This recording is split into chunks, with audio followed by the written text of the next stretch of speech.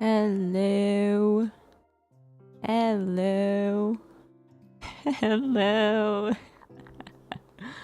I'm not late. Just kidding. I'm very late.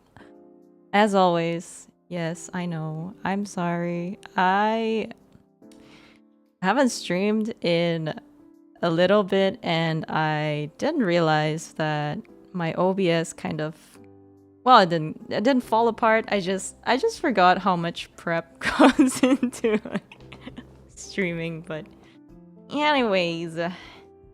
Anyways, hi everyone. Hi, how is everyone? It's been a while. Hello. How's everyone doing? It's been a while since I last streamed. What have you guys been up to since I was away? Cute rough. Thank you. Thank you. I came up with it last night in a fit of frenzy. Hi, hello, hi. Looks like we're in the same boat, right? Yeah, I know that you're also rushing something out. I don't know if I can get this done in time. To be honest, I'm really tempted to just not do the line art and just color this in. It's kind of insanity. I probably shouldn't do that, but it's tempting. So the reason why I was late, well, I did just get back home. My God, you can see my cursor. I did just get back home. I had dinner and I rushed right back home, but I wanted to prepare. I was trying to prepare like a slideshow to promote my new merch store. Yeah, I was trying to like make some graphics for my new merch store. Let me just do that up right now very quickly because I didn't get I didn't get to do it before it was time to stream. So yeah, let me see. Got a bunch of stuff. Yeah, I'm also rushing. Yeah, we're all rushing, aren't we? This is kind of like everyone's it's like a co-working co-rushing stream, I suppose. Migraine yesterday, grounding pro. Oh no, I'm so sorry to hear that. I know it's always really rough for you, so I really hope you feel better soon. Sucks. Oh my goodness. I hope you guys can't hear the sirens going on outside. Jesus. Well, okay, let me save this word. Oh, that's really big. Hold up. I have more images I want to show. This is not all. Sorry guys, I have to shill my store for a bit. Another fire? Yeah, there's like fires every day. Oh, funny you mentioned that. We got hit by like two. We got hit by fire like a fire alarm for 2 weeks straight. Like the previous week and then the week before.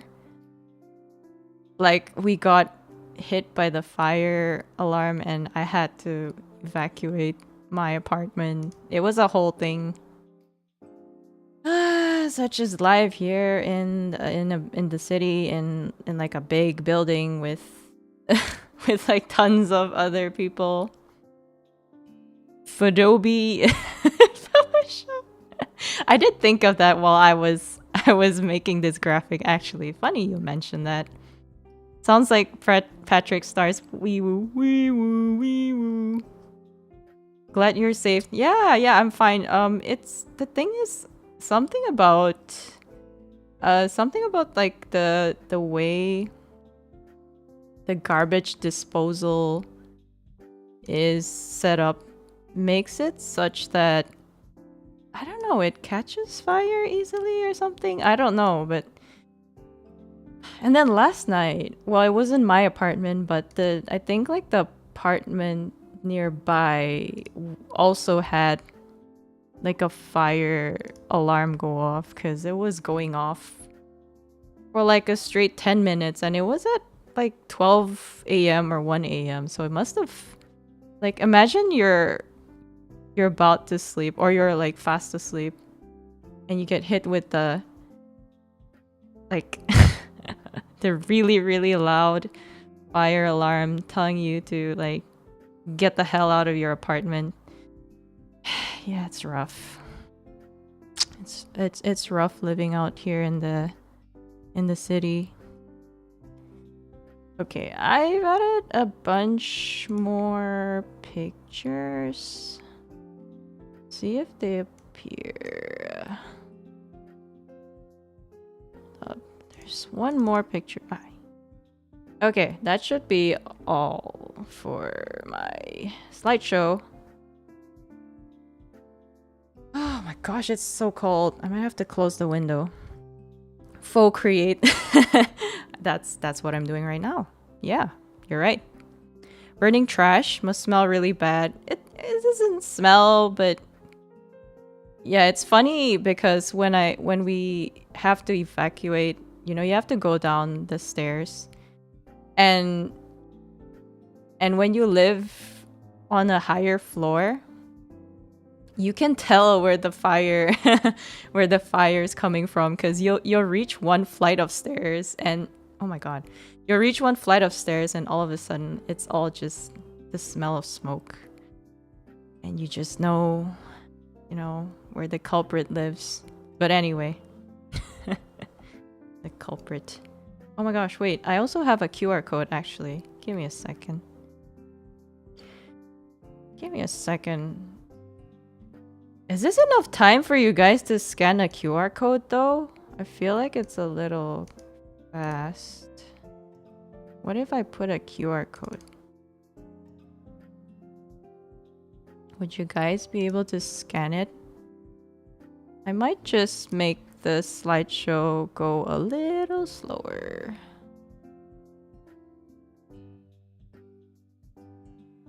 Let's add a little bit more seconds.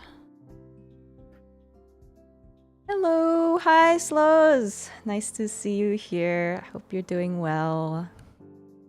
Yeah, it's pretty crazy. Like the alarms and the fire engines and the police cars and the ambulances, they never end. I usually close my windows when I stream because of this, like precisely because sirens keep going off and crazy stuff, like city stuff, am I right? But yeah, I kind of didn't this time. I just kind of forgot to close it. I think I'm gonna close it right now because I am getting a bit chilly as well. So give me a sec. Yeah, the code's right there. Yeah, if you guys could just test it and let me know if that works. Be right back.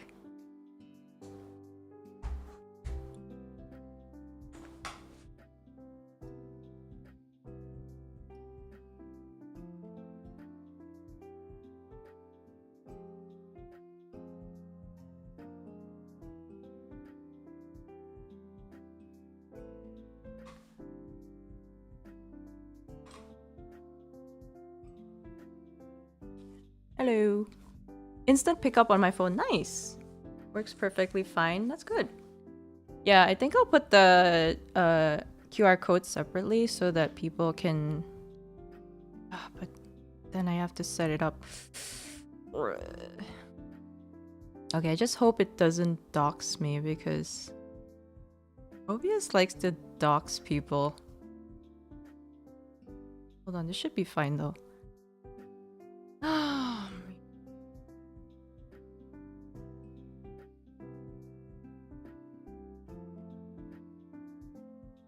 Okay, if I dox something, the stream ends immediately. Like, instantly. Okay, we're good, we're good.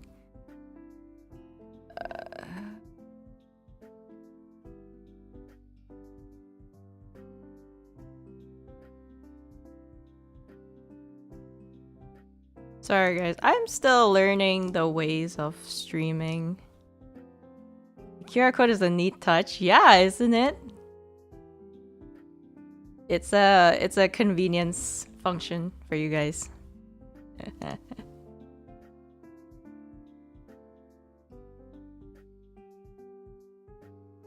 You know, one time I was trying to add an asset on OBS and it completely like doxed me, so I'm a little traumatized now. Just a little traumatized. I hope this is big enough. And I don't want to be covering the stream too much too. I wonder if this is maybe this is not a good place to have it. Where else can I put? This should be fine, right?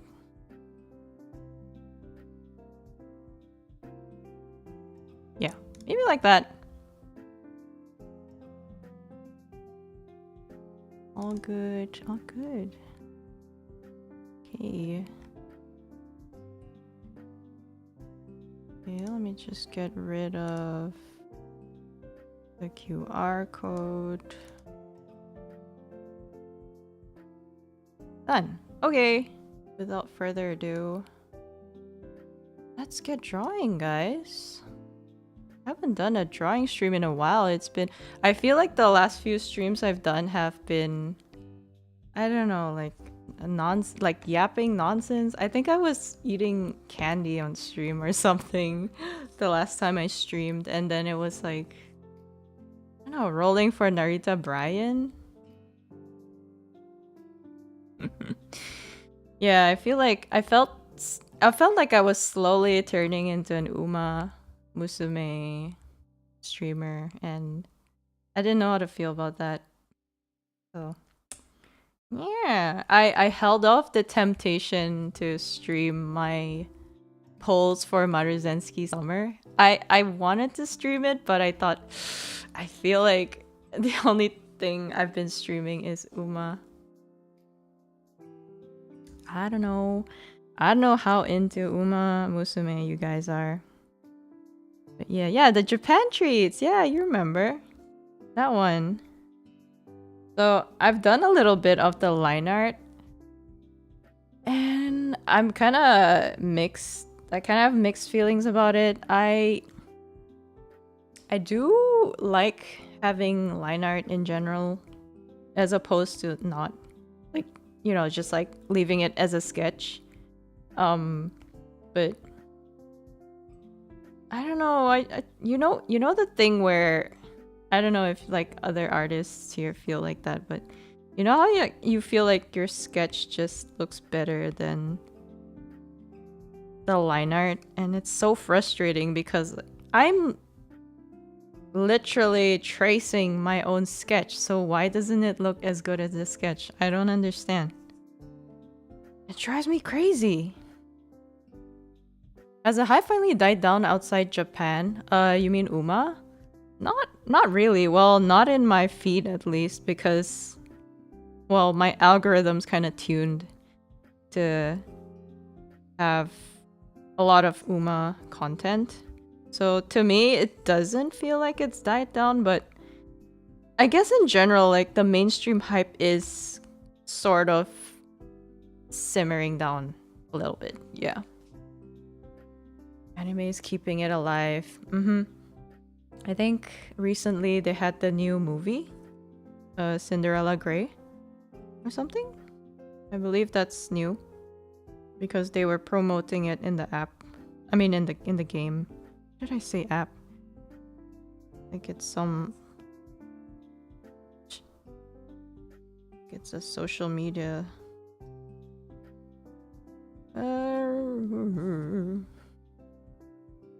So my concept for this, I didn't really have much of a plan with it, but it's supposed to be Iraqi lying down.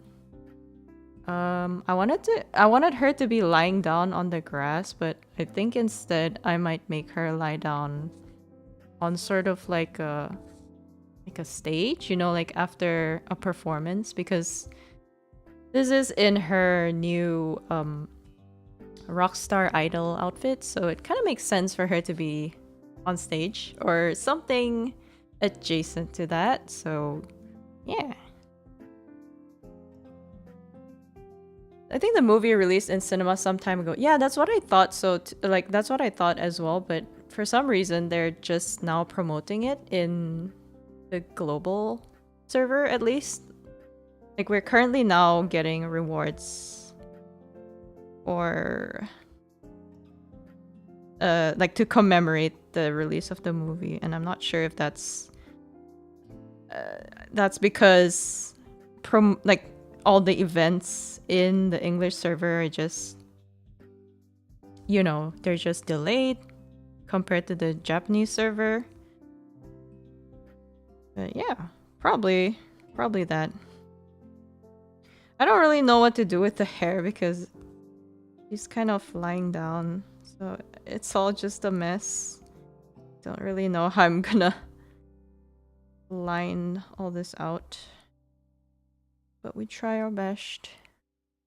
Probably a global release. Yeah, it's probably a global release thing. God, I can't speak. This is why I can't stream. I have stutters and I can't pronounce words, so we're off to a terrible start there.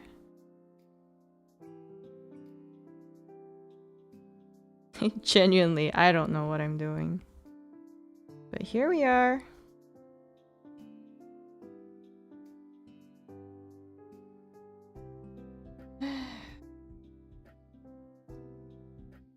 So what have you guys been up to?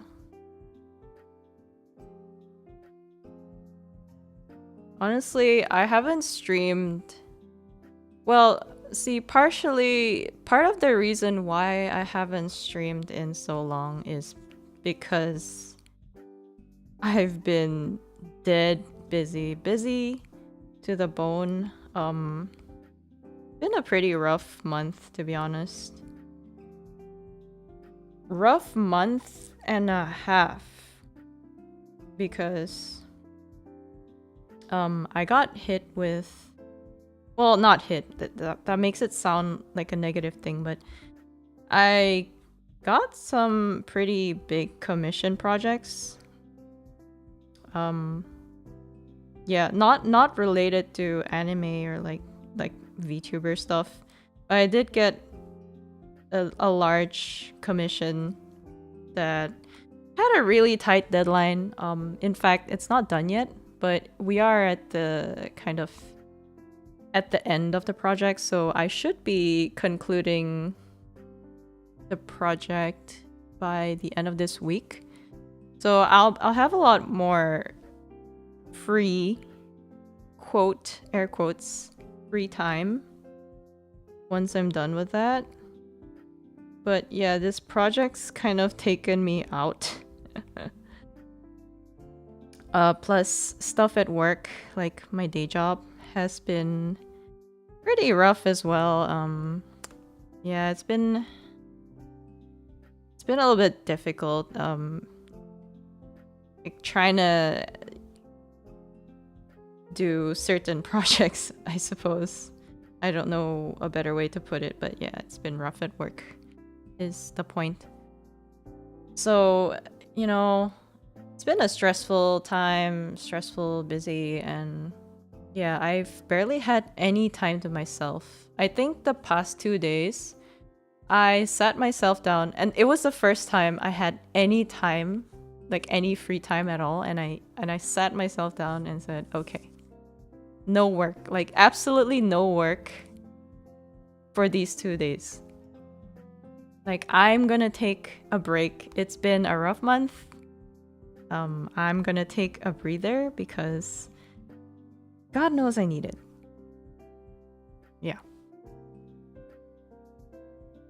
Who hit you? Wait, nobody hit me. The commissions hit me. Sue them. I wish I could. But no, it's actually a really exciting project. It's actually a pretty pretty exciting stuff. It's just a lot of work in a very short amount of time. I'm really grateful for the opportunity. I just wish that people understood that art takes time, and you can't just ask someone to create like, I don't know, like 15 pieces of artwork in like 3 weeks. That's not reasonable, but it do be like that. Always working so hard. I thrive on being busy. I do like being busy, but it's kind of sad that I haven't been able to like take a lot of time for myself. Especially because the new Digimon's out and I've been itching to play it, but it kind of hurts that, I just don't have the time. I don't have the time. I haven't finished the game, guys. It's been out since what? It's been out for a couple of weeks and I haven't finished it. What? Congrats. Thank you. Yeah, I'm really happy about it. Yeah. I'm always really happy when, people trust me enough to want to commission me. Especially for, big projects, like that's a big deal. People are putting their trust in you for a large, like the stakes are large and they trust you to kind of carry it and handle it. That's a pretty special thing, I think. Always take breaks when you can, because busy periods to be death-inducing. Yeah, that is true. I should try that, but when you have 3 weeks to finish a large number of illustrations, it's a little hard to even think about taking a break. But I try. The thing is, there's other projects that I want to do as well. Like, launching my store was sort of like a break for me, funnily enough, even though I did pull an all-nighter and a bit more trying to open that store, but I did that as part of my break time because I was getting kind of tired of working on commission projects, and I was like, I just want to do my own personal projects, This was something I've wanted to do for a really long time. Releasing merch, making my own merch, and allowing people to own a piece of my art. That's been a dream of mine for a really long time. So yeah, doing this, even though it was tiring, it was a lot of fun. And I really hope that people can enjoy the merch. I hope people receive it and you guys will like it. I really hope. I put a lot of heart and effort into making the merch as good as I can. I even revised, honestly, I revised, I want to say maybe like a third, at least a third or half of the stuff in my store that's currently in my store, because they're all based on old pieces of art, right? But I made sure to kind of, what's the word? I kind of remastered them in a way. I touched them up so that they looked better as merch. Yeah. Like, have you guys seen the prints? The merch looks so good, thank you. Yeah, have you guys seen the pictures, like the previews of the prints? I think they're so cool because I chose to use I think it was holographic photo. They're technically holographic photo cards and they're all double-sided. So, at first I was thinking, I don't really know what to put on the back side of these cards. So I thought I'd just repeat the art, right? But since they were holographic, I thought, hey, why don't I just make it so that each card has kind of two variants, where one side is holographic and the other side is a normal, like the normal coloring. So everyone, everyone gets the best of both worlds. If it were me, because I'm someone who absolutely cannot choose between variants. Like if you're asking me, like, if I was to shop for prints and I had the option to choose either like a holographic variant or a normal variant, I wouldn't know what to choose. But now that you have 2 in 1, it's kind of easy. Everyone gets to enjoy both. I absolutely want the Squirtle Squad style one. Yeah, oh my gosh, that one was tricky. That one was tricky to create the holographic printing for. So for each print, you get to customize which areas you'd like to make holographic, right? And that one was specifically tricky because of the background. The way I drew the background made it kind of tough. But I hope the resulting product is good. I think I tried to make it look as good as I could. So yeah, I hope you guys can enjoy it. I think making the sides a bit different is great. I have key charms like that with different expressions per set. Oh my gosh, yes! I love making those. And it's interesting you mentioned that because so I'm currently working on a triple charm keychain that is double-sided, actually. So the ones I have currently, the ones that I'm working on currently are of Daya, Lazuli, and Raki. I think you guys might have seen it in a few streams ago. I was working on them. Yeah, so I've been hard at work trying to make those become a reality, and I quite recently finished the art for the final keychain, and those are going to be double-sided. At least the characters, so like Raki, Daya, and Lazuli, they're all gonna be double-sided.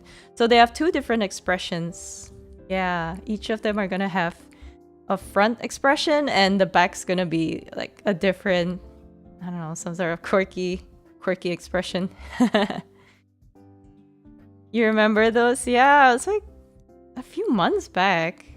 They're taking a while because, yeah, life got in the way, and well, honestly, I never really stopped working on them. It's just takes quite a while to produce because they are made up of 3 different pieces of art, 4 different pieces of art each, actually, if you're counting the alternate side. Cannot wait. That's so hype. Yeah, I can't wait either. Would you mind if I send you some photos next week? You can use them however, like, yeah, of course. Of course, I would love to see them. So I've sent out some samples to a few people. Some of you are here. And it's been such a joy seeing them in real life. And they're just a prototype, so I think in the final one I might do a little more adjusting still. Sounds very cool. Yeah, thank you.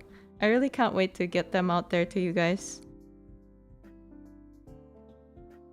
And the thing is, I can release them really soon, but the issue is that so unfortunately, the platform that I'm currently using to sell my merch, which is ACG Goods, so that's the website that I'm currently using to sell my merch, right? They don't offer They don't offer the multi-charm keychains on their platform, which means while I have the artwork ready to create the products, I can't put them in the store. But the alternative is that I can start selling them, but I would have to sell them outside of ACG Goods, which means I have to sell them through like a separate service. So you wouldn't be able to see it because you wouldn't be able to see it in the store. So I'd have to find an alternate way to get it to you guys. So I can manufacture them, but I'd have to find a different way to sell them, if that makes sense. It's a little bit confusing, and I'm not sure why the website isn't allowing us to sell the multi-charm keychain. Because, okay, the thing is, ACG Goods... So, okay, here's the explanation. It's a bit confusing, but ACG Goods is owned by Woocree. So this Woocree is the manufacturer for my merch. So they're kind of like the parent company of ACG Goods. So whatever you can create on whatever merch you can create on Woocree, supposedly you'd be able to connect that to ACG Goods and sell that through their platform, right? But the thing is, for some reason, their website, ACG Goods, doesn't allow you to sell everything that's available on Woocree, if that makes sense. So I can still make the keychains, I just can't sell them on ACG Goods. Yeah. I think I'm I'm kind of waffling on, but I hope you guys understand. So I'm not sure if people mind. Yeah, that sounds complicated. It is a little bit complicated. Time to register a Phoboshop URL and unify all the Phobo goods in one place. I wish I could do that, honestly. I am exploring options. It's just that right now, ACG Goods is really the most convenient option for me. Because they allow you to just upload your artwork. So you can just upload your artwork and then you can just sell it straight on their platform. So it's very seamless. There's not a lot of work to be done in terms of... So normally when you manufacture merch, you have to look for a manufacturer and then you have to, I guess, find like a website service to kind of host your store. Oh my gosh, why is my voice cracking so much? Okay, I'm gonna try to speak softer. I think my vocal cords are protesting against me streaming. So when you make merch, normally you have to look for manufacturers and then you have to look for a website server to host your store, and then you have to find a way to fulfill orders, and then you have to find a way to, house the merch. For example, like in a warehouse or in your house, and then you have to find a way to ship it, whether it's through a shipping service or you manually ship them out yourself. But the thing is, ACG Goods, it's kind of like all in one. So they offer all these services. They do it for you. So all I have to do as an artist is upload my art. So as it stands, it's really convenient. Have I tried contacting support? So it's not a, how you say, it's not a mistake in a sense that they are intentionally only releasing products available in waves, and I'm not sure why, but they have stated multiple times in their like information page and their guides that like they have a specific list of products that you can sell in the ACG goods store, and that they're rolling out more items progressively. So unfortunately, I just have to wait. But the thing is, they don't really give us a timeline, so I don't I don't know how long I have to wait, and I kind of don't want to wait. Like, I kind of don't want to rely on them and, like, wait for them to make it available, because I have no idea when they're gonna let me sell my multi-charm merch.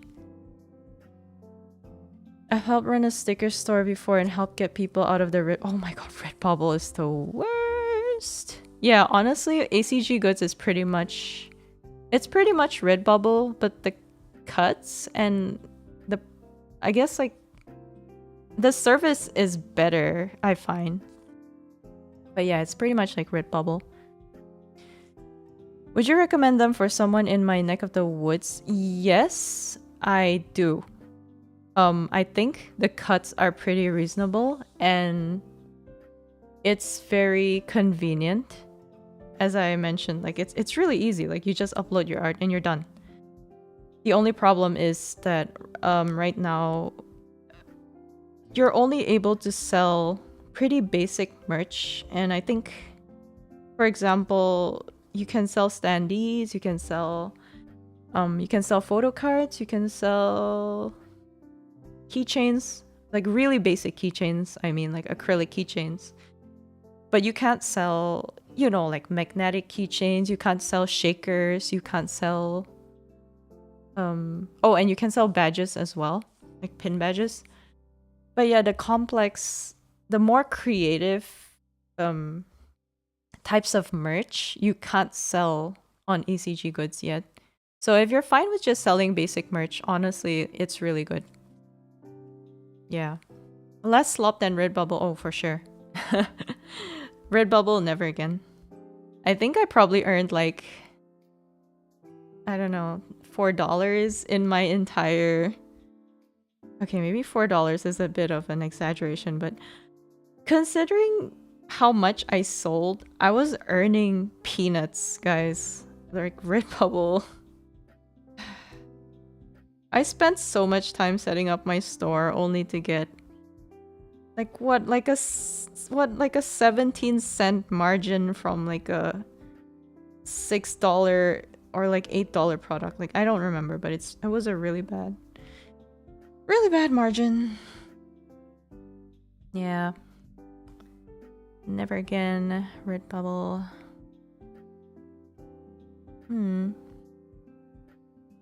So, my plan, if I were to sell the triple charm keychains, is probably to set up a separate store and set up a separate store specifically for for these products. But at the same time, I kind of don't want to do that because I feel like doing that might confuse people. Like, I don't think people will understand why I have 2 stores. That's pretty unusual. And yeah, but I can't really think of a better way to do it, unfortunately. Ooh, wrong layer.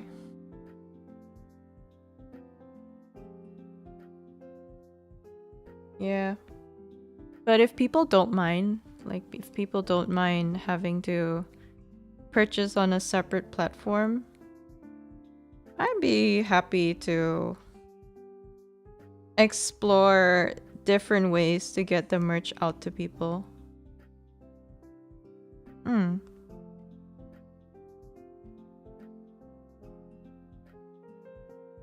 I'm sorry if all this merch production talk is confusing for you guys, but it's pretty new to me as well. I just wanted to yap about it.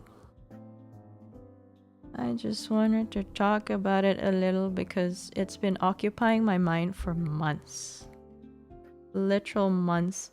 Yeah, guys, actually, I opened my store. So I set up my store, I want to say close to a month ago, or even more than that.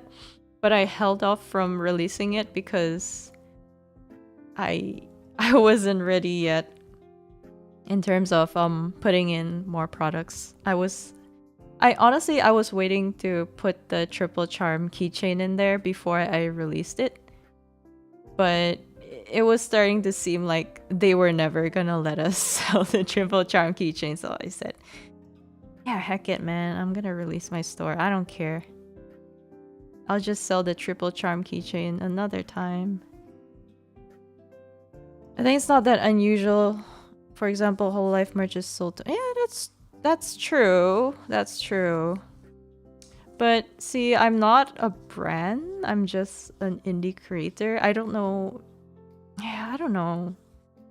The thing I feel bad about is that what if people wanted to buy what if people wanted to buy merch from both what if people wanted to buy both my triple charm keychain and also stuff that's in my main store, then they'd have to kind of pay double the shipping, and I don't really like the idea of that. Like, that makes me feel bad, but I don't know any better way to do it, you know. It's fine, I want to do more, but stuck in this region and it sucks because it's just like 2 of us here. Oh yeah, I feel that. Hearing about logistics is a bit more appreciated. Yeah, I'm very happy to talk about it. I'm not an expert myself. I'm just sharing my experiences. What little experience I've had making merch, I suppose. I think the only other merch making experience I've had is with Redbubble. So I've never really had to do my own you know, like sourcing manufacturers and storing my own stock. Yeah, I've never had to do any of that. Yeah, I think all that intimidates me. I'm just a bit clueless about doing shipping handling. Yeah.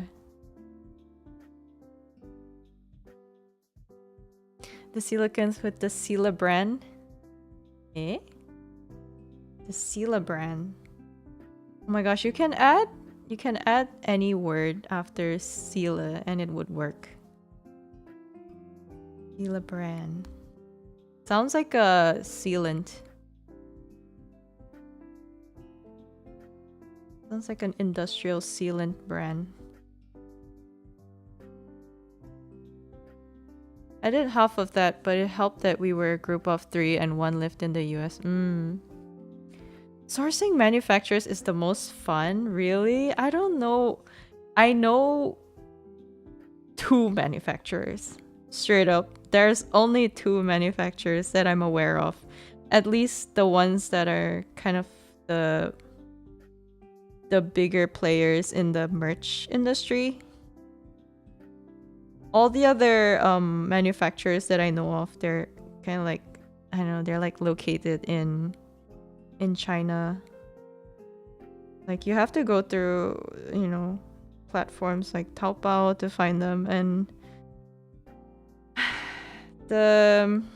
it's a bit intimidating because of the language barrier, which is kind of bad to say considering I am technically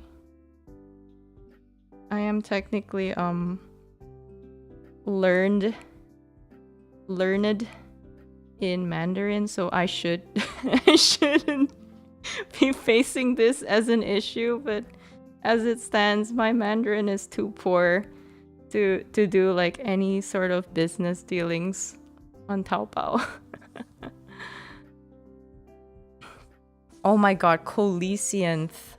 Yes, my favorite animal, Colesianth. Guys, did you know I'm a Colesianth?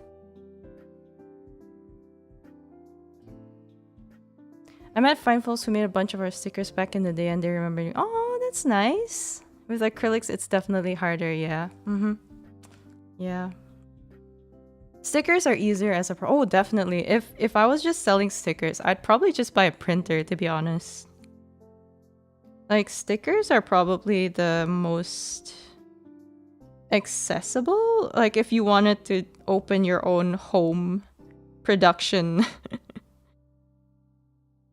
stickers are definitely very beginner friendly.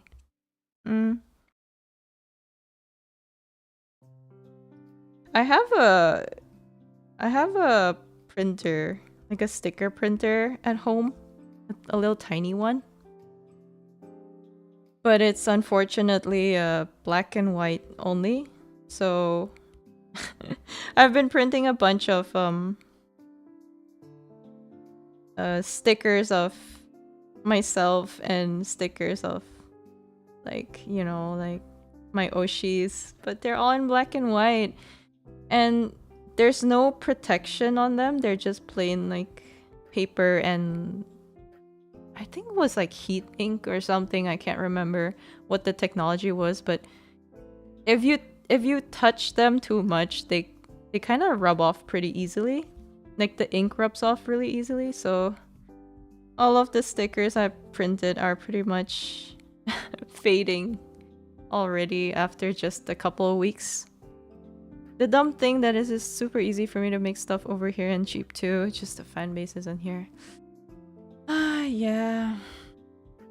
And that's what you get for being a Western VTuber fan.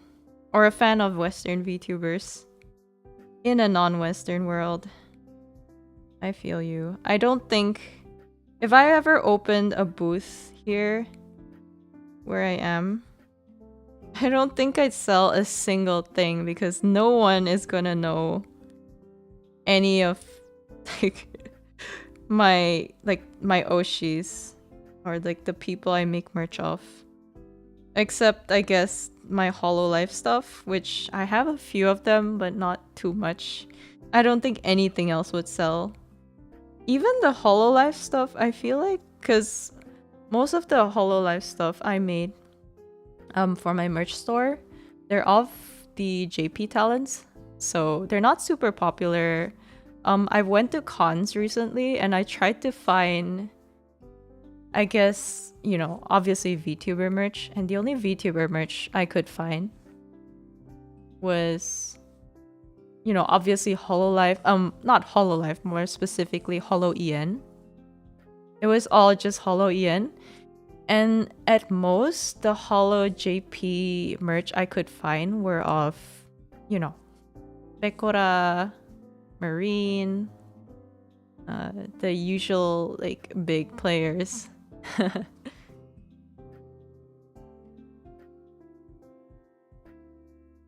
We made car slaps and would try to pair them with the nicest finishes. Oh, that's sick! That's sick. You know how I made... Well, I don't know, but... I don't know if you guys know, but I did make a Monmon Peaker sticker. It's in my store. And I kind of want... That piece of sticker kind of made me want to make, like, car peakers. It's 100% my fault. Yeah, I want to make car peaker stickers, but I don't think the platform allows me to sell car decals. Like, I don't think that's an option that we can make. But that would be super cool. Like, seeing my stickers on cars, like, that would be pretty sick.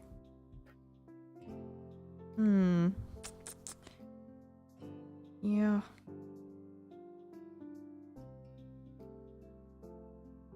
Ish. See, she looks better with the sketch layer on for some reason. Make them a bit smaller and aim at people's gaming PCs. Yeah, I want to make something like B-side labels, you know, with their waterproof stickers and stuff. I know that I think Redbubble offers waterproof stickers, but I don't think ACG Goods has that. Yeah, I'm not too sure if the stickers I'm selling currently are waterproof. Do you guys know? I mean, like, a couple of you have had the stickers, right? Do you guys know if it's waterproof by any chance? I'm not too sure what the material was because they never specified that it was, waterproof or anything. So I just assumed it was a plain paper. I'll find out. I'm gonna take some of those stickers and just set them in random. Oh my gosh. Yeah, just like stick them on traffic traffic lights. They do that a lot here where I am. Like people love putting their stickers on lampposts and traffic light buttons. Mm-hmm.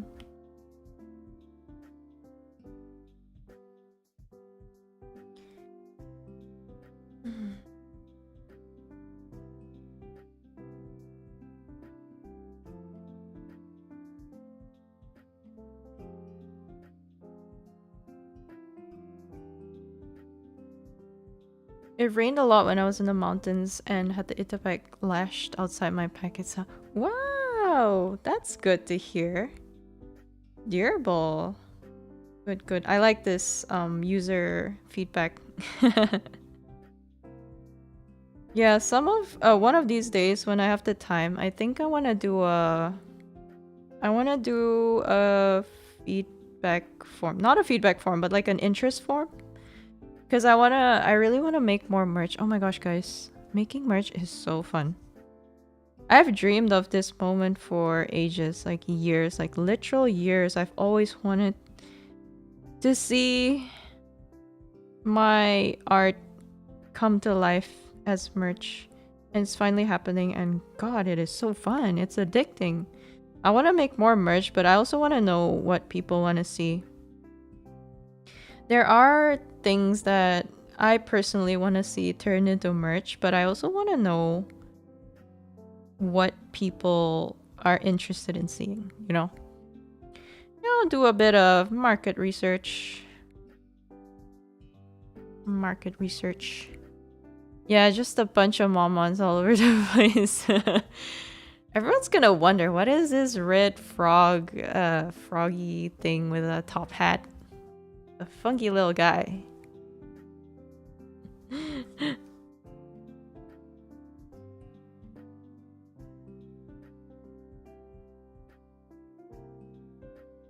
Yeah, the Mon revolution begins now.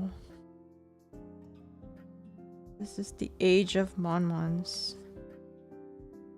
Since I kind of figured I'd be able to buy another one later down the line, I've kind of been taking the Lily chain with me everywhere while I leave the Dia merch at home sometimes. Ah. Yeah. Yeah, see, the great thing about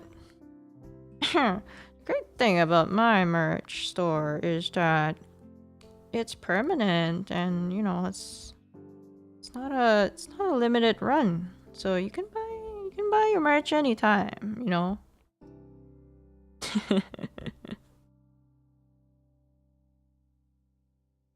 Yeah. So yeah, you guys can take your time whenever you want to get your stuff. You don't have to rush it.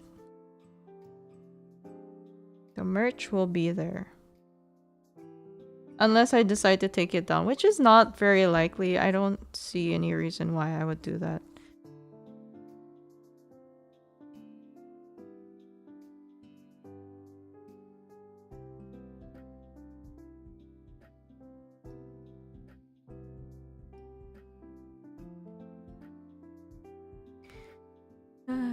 It's surprising not as beat up as I kind of expected it to get so far. Really? I mean, it's acrylic. It's not gonna be like...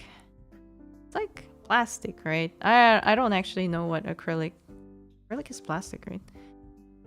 Yeah, it'll hold up. Don't worry about it. I mean, if you're worried about scratches, just cover it with like cling wrap or something, I don't know. If you don't want to get the, you can always get the actual keychain covers that they sell, and I know they sell a lot of those in hobby stores. I know Japan sells a bunch of them. I think I saw a lot of them when I was there the last time. But yeah, even if you didn't want to buy those proper acrylic keychain covers, you could always get it and wrap it with cling wrap. Clearly the solution is to make screen protectors, but for acrylics. But they do, you know, they came with screen protectors. That's the thing. They come with the, you know, the, what do you call it? Like the film? The transparent film. They always come with that at the start. But the thing is, you're supposed to peel it off. You're supposed to peel it off, but I never want to. Never want to peel it off, because once you peel it off, it's like, you know, now my baby is naked, you know? Now it's vulnerable to the elements. Why would I want to do that? I've had acrylic keychains that I hang on my everyday bag that I've had for so long that the film, like the protective film, is so banged up that you cannot even see a fraction of what the acrylic, like the art on the acrylic keychain is supposed to look like. And then when I finally got when I finally gathered the balls to peel it off, it was like a brand new product. It was like magic. But yeah, I had that for years and years and years without peeling it off. One side was paper. Oh yeah, that's true. The one from ACG or Wookri is a paper film. You should take that off, please. I don't want to see the beautiful outside covered with paper. The film is super thin. I actually left mine on when I put keychains on my off-kai badge. Film is getting holes in places. Oh dear, wow. After the weekend, what did you do to your keychain, man? I don't think that's normal. I mean, it's normal, but it shouldn't happen that quickly, right? Dang, must have been wild, off-kai. Exposed to the elements. Yeah. The worst.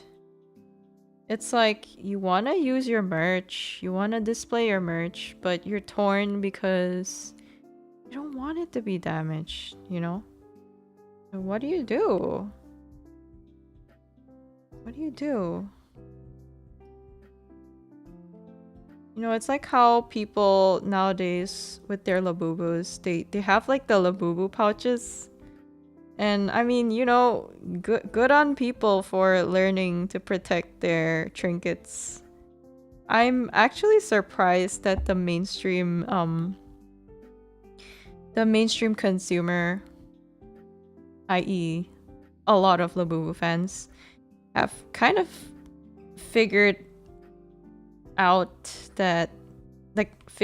a good way to protect their trinkets, because I don't know, I just never associated these kind of products, you know, like protective cases and pouches. I never thought that, like,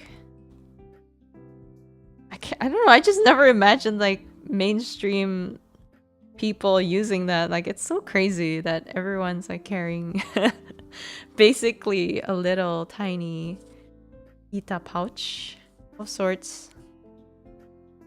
I ran around a bunch. Happens when you're not general attendance. Ah, yeah. See. My official Daya acrylic is pretty beat up, and I just pull it up for pictures, really. Yeah, you can't tell from the pictures though, so good on you. I can barely tell. Yeah, my acrylic stands are doing pretty bad too. Because I brought them the last time I went to Japan. And I kind of, because I was traveling, right? So I was always sort of in a rush going from place to place. So I always had to kind of take them out from my pouch and then stuff them back in and take them out and stuff them back in a very short span of time. So I think I damaged them pretty bad during that trip. I started off wrapping all of them in bubble wrap and placed them inside a soft pouch, but over time it took way too long to roll them up into their individual bubble wraps, to the point where I just like bundled them all up together in a stack and just stuffed them in my pouch, because I just ended up having no time no time to pack them up when I was taking pictures like every couple of minutes. Yeah, and people would stare at me like, what is this chick doing? Like pulling out acrylic stands, like little anime girls from her pouch, and like just like stuffing them back in after like a minute of snapping pictures. I look like a little weirdo. Yeah, I don't think I've seen anyone do oshikatsu the last time I went, which was kind of surprising, I think. I don't know, I was expecting to see more people doing oshikatsu, but maybe I had to be in the right place. And perhaps a dinosaur museum is not the most common place people take oshikatsu pictures. Just a guess. Perhaps, maybe, could be, possibly.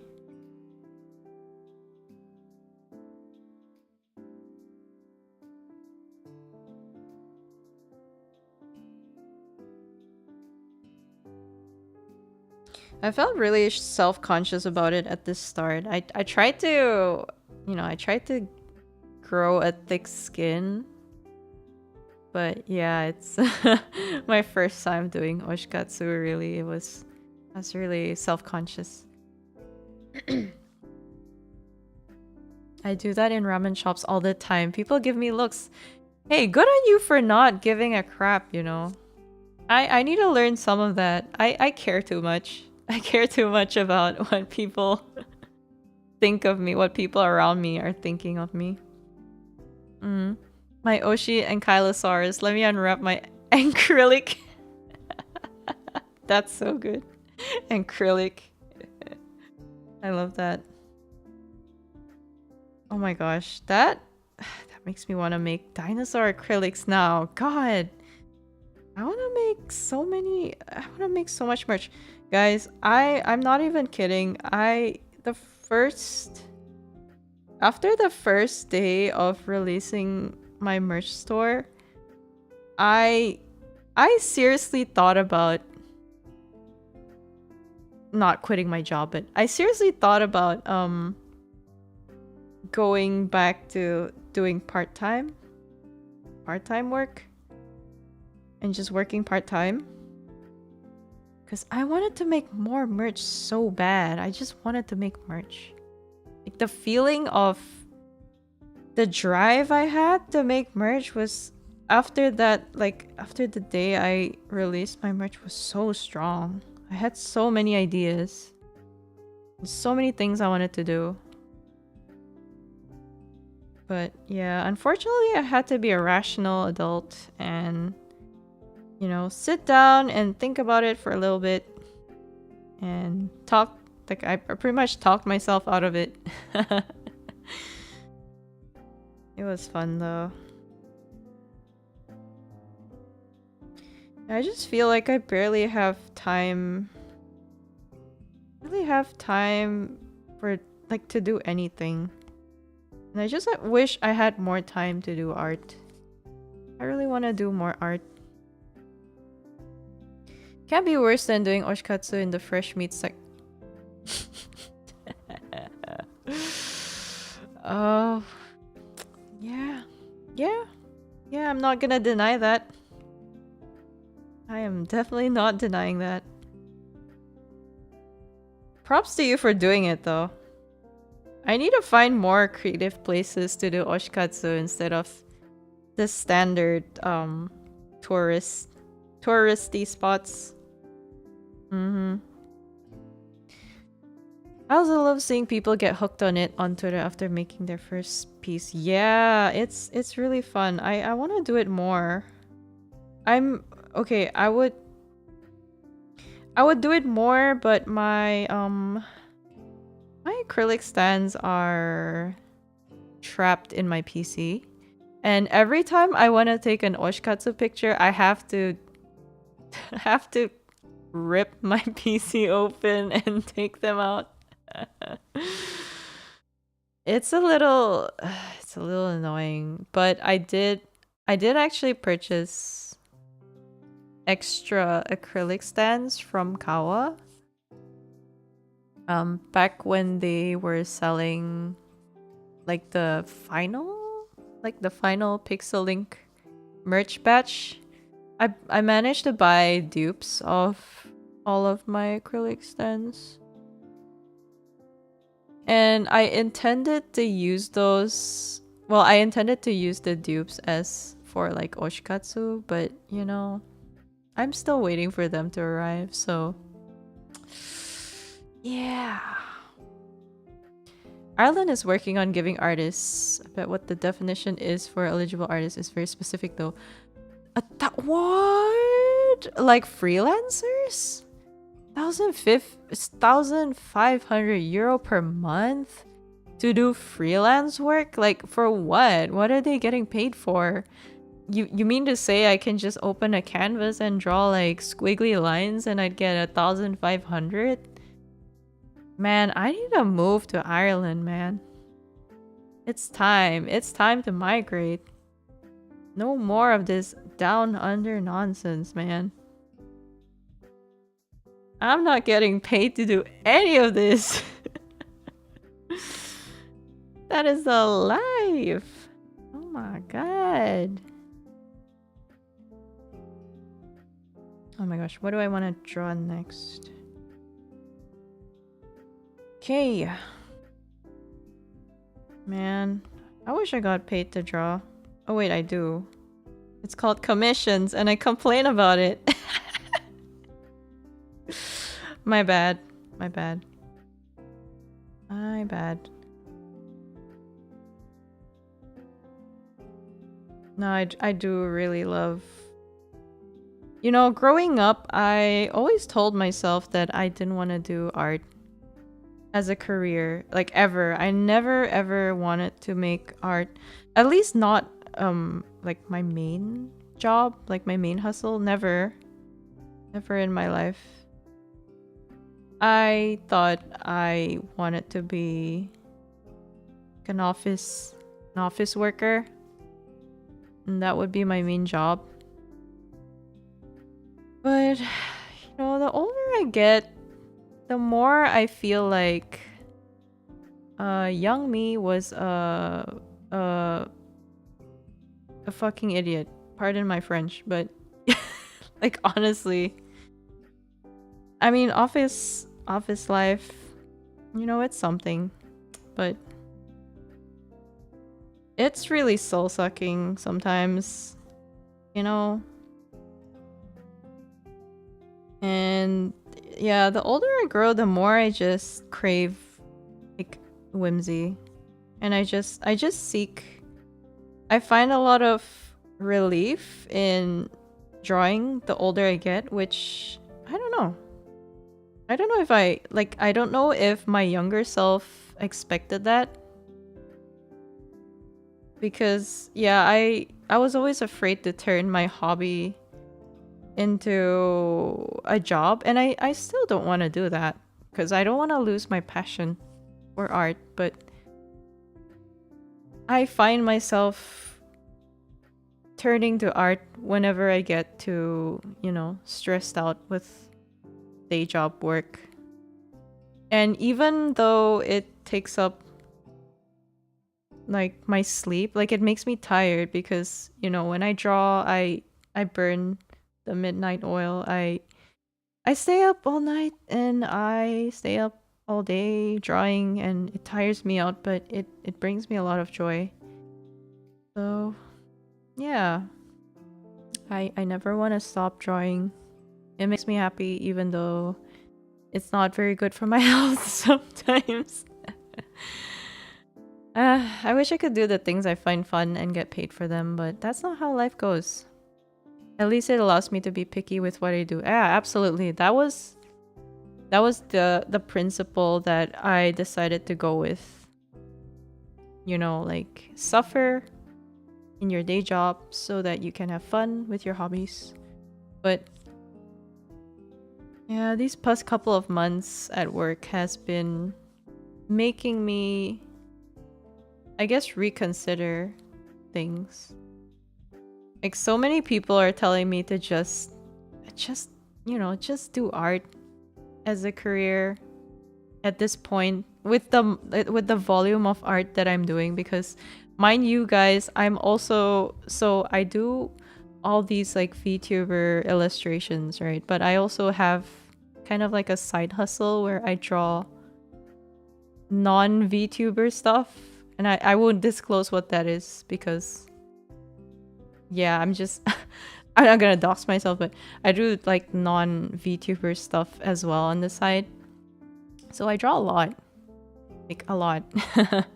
So yeah, my IRL friends, like everyone's been telling me to just open a booth, just sell merch. But like, yeah. I don't know. I'm too scared to turn it into a like an actual career, I guess. I'd love to do it part-time though. Part-time sounds fun. Same, the tinge of regret, but at the same time, I don't know that I could do it full-time either. Yeah, right. What if the thing you love turns into a job and it starts to feel like a chore? Then it's kind of over. Like that was your passion and you killed it. You don't really want to get to that point. So I really admire people who can actually turn art into like an actual functioning career. How do you do that? I would probably get burnt out eventually. I have no clue what it is, but I automatically assume suspiciously wealthy furries commissioning art. Oh, please. If I... that's one thing that I considered. Like, I feel like I should have just become a furry artist, and I probably would have been set for life. I probably wouldn't have to sit in my office job no more. Like, I'd be rolling in dough. Maybe I should get on that. Honestly.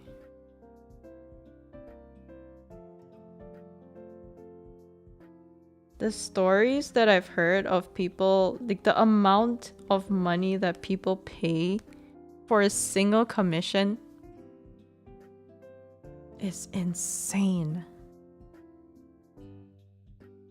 You could gradually move towards it though. The merch shop is a good start.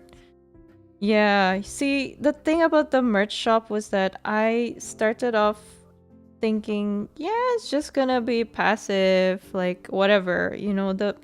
Honestly, the reason why I started the merch shop in the first place was to make the triple charm keychain happen, which, unfortunately doesn't seem like it's gonna happen very soon, or it's gonna be a bit complicated in terms of the process. But yeah, like my purpose was to sell that specific product, but now it's like, oh, I've opened like a whole store. Like I never wanted it to be like a profit thing. I think the one thing that I wanted, and I still remember I was discussing this with someone. I told them, like, because they asked me like, so what's your objective with this store? What are you trying to do with the store? And I'm like, I don't know. I just want to be able to share my work with people. Like I want people to be able to have merch of my Oshis. I want to be able to share it with people, because if as someone who has the same Oshis, like I understand that we have very limited amount, like a very limited range of merch available for us out there as fans. So I thought, like, I really want to contribute to the variety of merch that we get, because I know people want that. So that was like my driving factor. Like, I didn't care how much profit. Well, my only condition was that I have to at least break even. Like, I don't want to lose money. I don't want to lose money, like, sending people merch, but, you know, it didn't really care about the profit. Yeah. Using your powers for nefarious purposes. Yeah, the nefarious purpose of sharing art with the world. The most evil scheme that you ever heard of.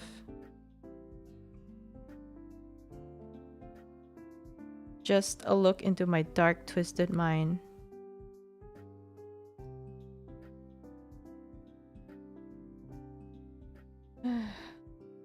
The people who work on a tablet all day then go home and hop on their own tablet for fun. Honestly, that's me. That's me when I'm working on my other commission. And then I get sick of working on like non-VTuber stuff, and then I start drawing VTuber stuff. That is basically how this merch shop got expedited. It was because I was so sick of working on my other stuff. Yeah. Life of a tortured artist.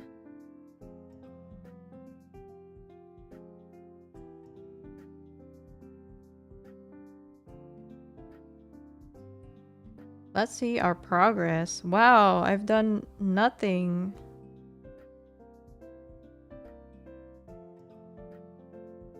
I've done a little bit of something. I guess that's some progress. I mean, it doesn't look too bad, I think. I guess.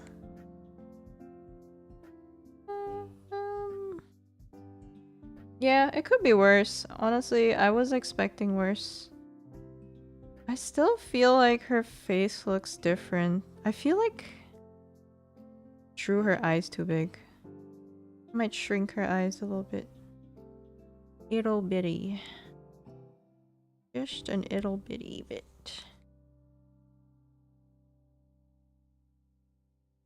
The eyes are so hard to get right. Like you'll draw a really nice sketch of eyes, but then all of a sudden you do the line art and it looks completely different. Why does it do that? Why does it do that? Don't do that.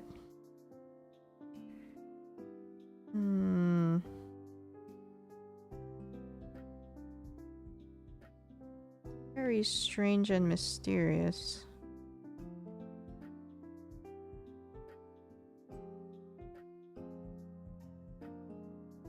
I don't know if that looks right. Like, I like the way I drew her face in the sketch.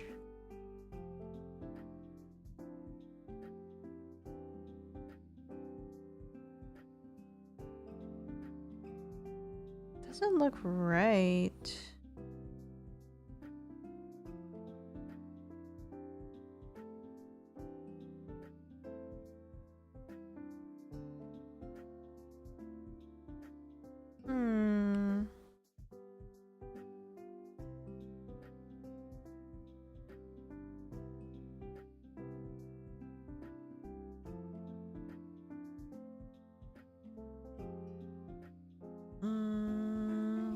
You know what? It's fine for now. It's Daijoki.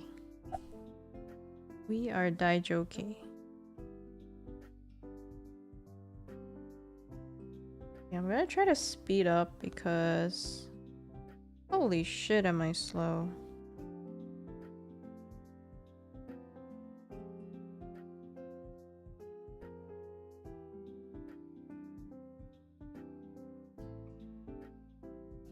I want to know how people do speed paints because that's the one thing I can't manage. Like speed painting? I couldn't. What is the opposite of speed painting? That's what I do. Slow painting. Yeah.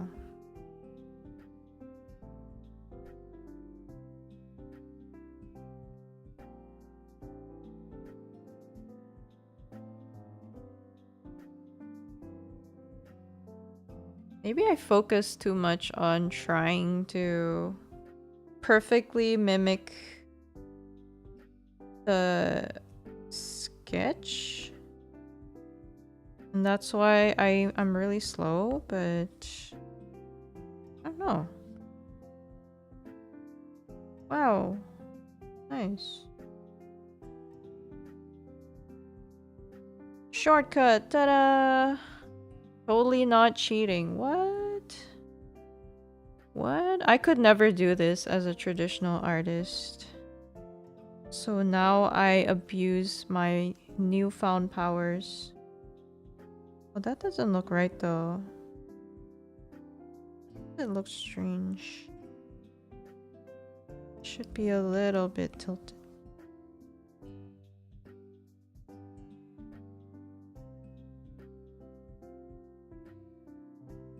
It's weird.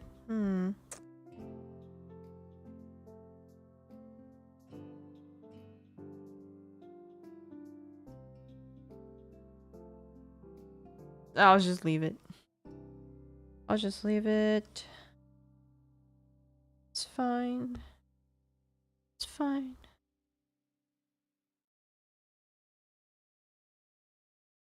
You know, this piece was initially supposed to be just the sketch, and I was just gonna color the sketch very roughly. But I don't know, for some reason, no matter what I draw, I always end up feeling this strong and uncontrollable urge to draw line art, and I always end up drawing line art. I'm probably gonna regret it, but I don't know, is it? Maybe it's perfectionism? I'm not sure. Like I feel like I just feel like it's the natural flow. Like the natural order of things is once I've finished a sketch is to line it over. Even though sometimes I feel like it's gonna look way better as a sketch, and yet I just feel this compulsion. Uncontrollable compulsion to start drawing line art. The mission creep is insane this every single time. It's just for fun. It'll be an easy one-off and then that's it. And then you get sucked in and before you know it, you've spent 30 hours on a piece. That's me. That is me. Like every time I say, yeah, it's gonna be like a speed paint sketch thingy. No, the frick it isn't. Don't kid yourself. You know damn well it's gonna turn into a full-blown illustration.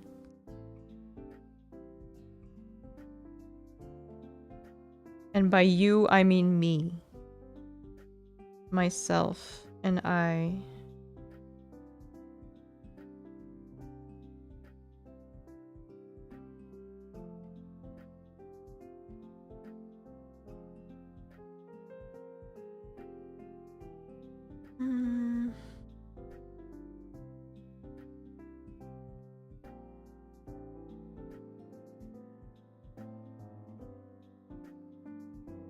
Oh, I hate drawing elbows.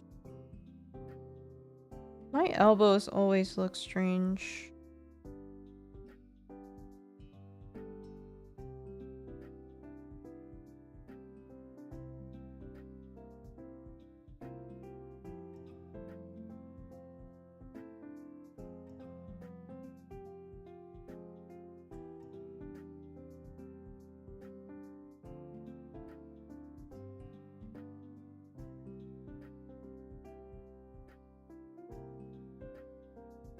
Oh my gosh, what? This arm is broken! Okay, I'm gonna skip drawing that for now because... Because yeah. Because yeah. Anatomy is not my strong suit, but whose strong suit is it nowadays?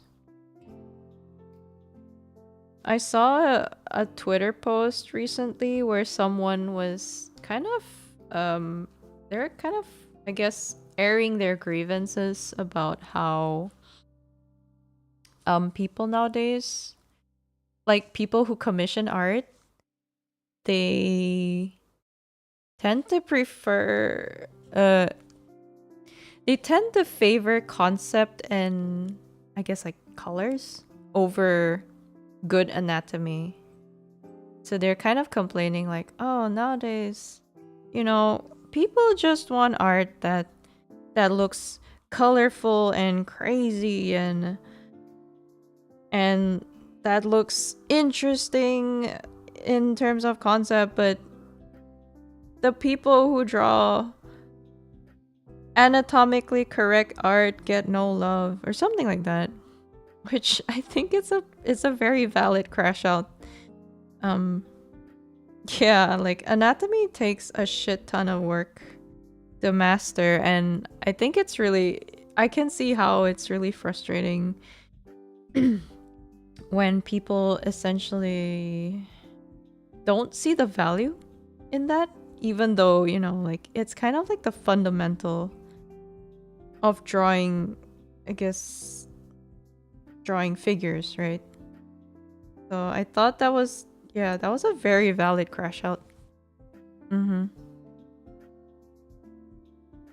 I felt kind of bad because I feel like I I kind of fall into the first category of like people who don't really know, like who don't have like a good grasp of anatomy, but they kind of like mask it with I don't know, like a fancy concept and like color usage. Oopsie. Sorry. Yeah, I keep telling myself this, but I should really do more art studies. Yeah. I don't do enough art studies.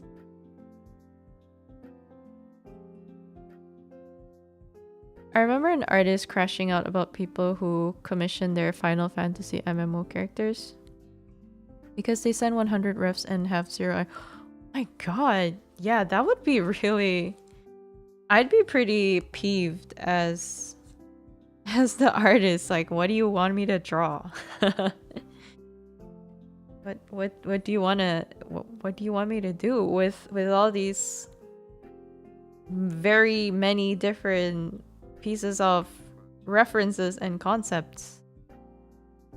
Yeah, I think as someone who has done like commission work, I always appreciate when people have a very clear idea of what they want. Like I really, really value that. Like people who say, oh, like, it's whatever, like just make it something like that. Like I don't know, I guess it's fine to have some creative freedom, but I do like when people have, I guess, like a focus. I don't know. And draw them cool smiley, right? Like what is...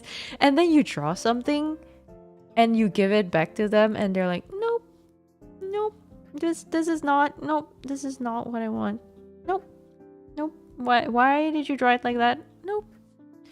And you're like, what the heck? Yeah. It happens. Hasn't really happened to me, but I know that's that's a real thing that happens. Okay, I have had that happen, but not to that extent, I guess.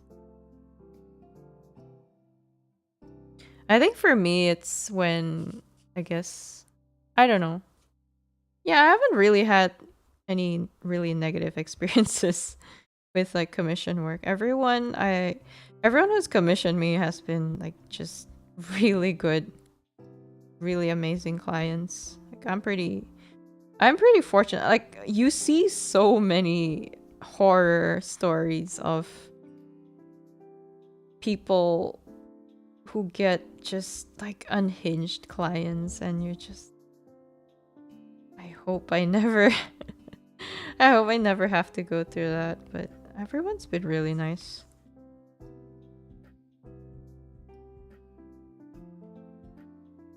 Super guilty of this. Wait, guilty of what? Of being the person commissioning or having bad experiences with clients? Are you the bad client? Are you the unhinged client? What have you done? Confess your sins right now. This instant. What did you do?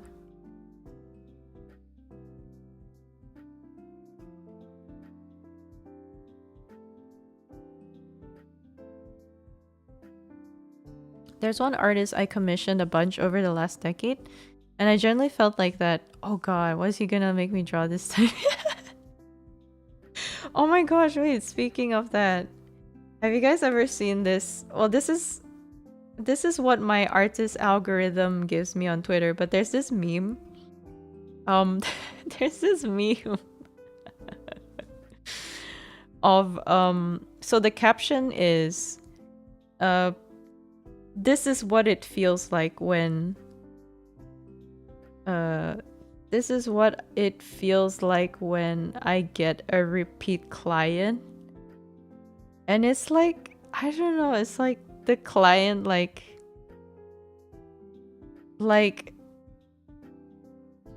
whipping them, you know, like whipping them into like submission or something. I don't know, like it's like they're like, yes, draw for me, yeah, and then they're like holding a whip and like the artist is like, or like, oh, they were saying like this is what it feels like to be a repeat client, because they were saying it from like the client's point of view, like they feel like they're torturing artists because they keep making them like draw for them again and again. I don't know.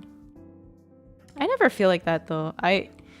It's interesting that clients feel bad for commissioning the same artist over and over again, but I think as an artist, it's a big compliment that you kind of want to like come back, you know, like again and again. That means that you like the work. Like you like what I do. And I think there's nothing to feel ashamed or like there's nothing to feel guilty about there, because it's a compliment to me as the artist. Do whatever you want with this. Make it cool. Just make it cool. Okay. Define cool. Because I can guarantee you our definitions of cool are going to be vastly different. And then I'm gonna spend 5 hours on a concept art and come back to you with it, and you're gonna be like, this is bull poop.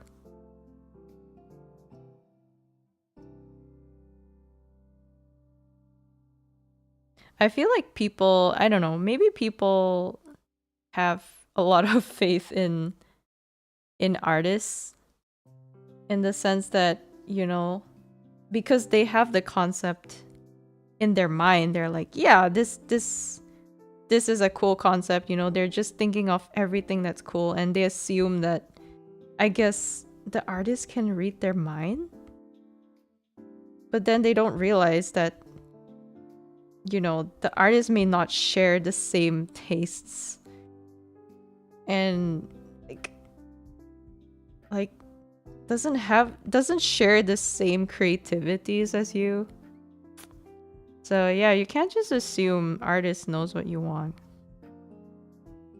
And you can't, you know, like, you can't waste the artist's time when you eventually tell them, yeah, this is not what I wanted.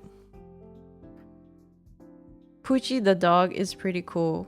Wait, what is that? What is Poochie the doll? The dog. Why did I say doll?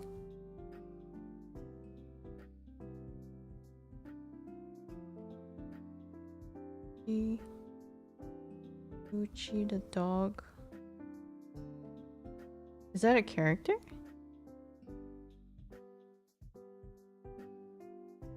No, man, they can't read my mind. They should be able to deliver my whims. Yeah, that's true. If you whip them into submission enough, I'm sure, like, surely they will know everything that you want.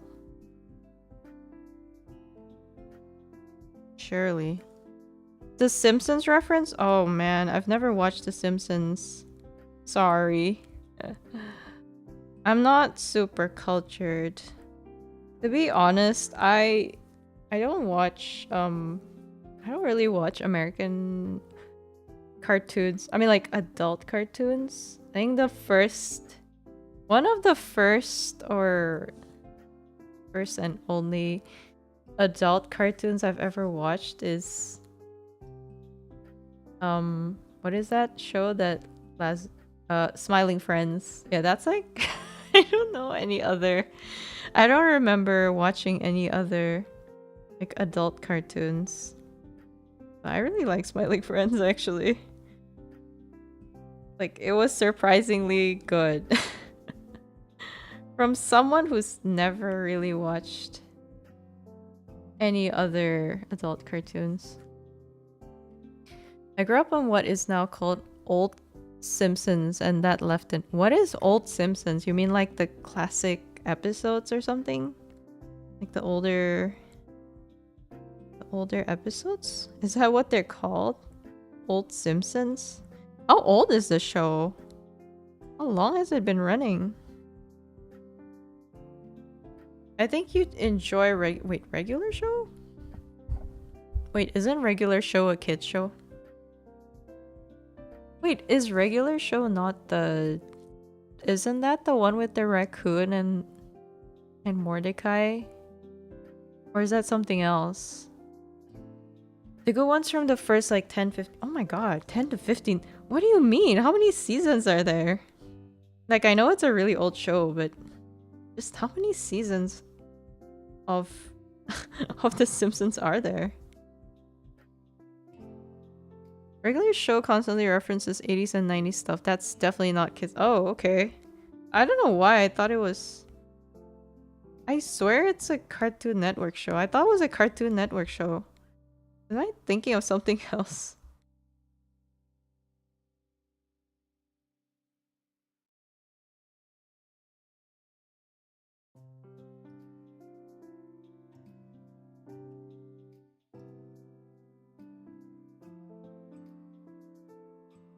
So uncultured, guys. I'm sorry.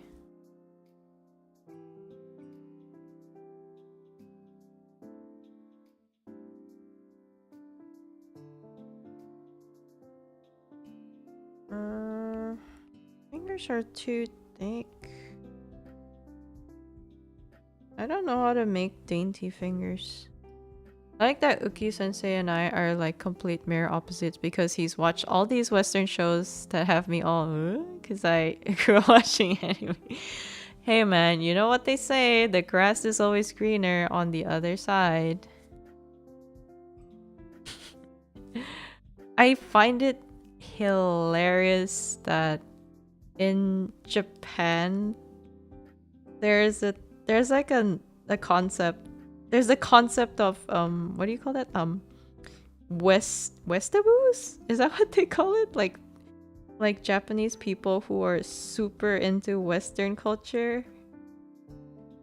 And I find it crazy that yeah, Japanese people they argue about like children's like Western cartoons, like friggin'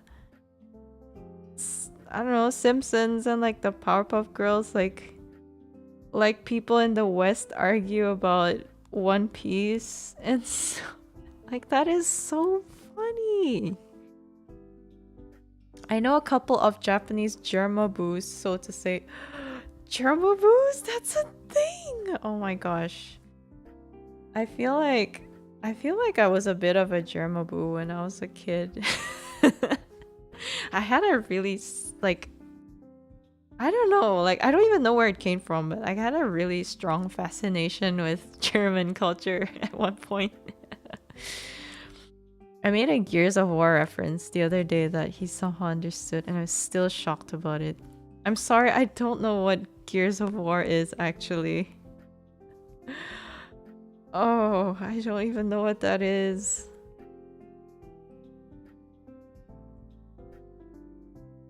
Oh my god. The guy I was boothing next to at Comic Con is a massive Westaboo, and he was talking about Jenny the Teenage... Oh my god, Jenny... oh god, Jenny the Teenage Robot. Damn. Was he talking about it like it was a classic, or does he like it, or... That is so interesting. Do they air these shows in Japan even? Or are people, you know, watching these retrospectively as adults and, you know, like watching like I guess old cartoons? My Little Pony is surprisingly popular. Oh yeah, I'm not surprised about that at all. It's super kawaii.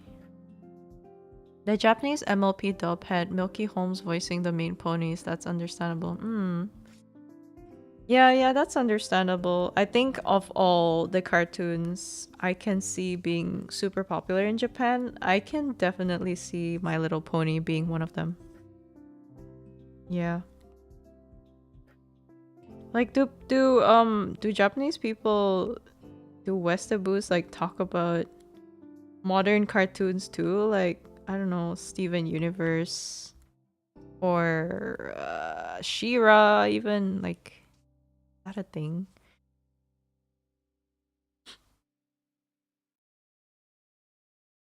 Some of them, yeah, some aren't available here. Ah, I see.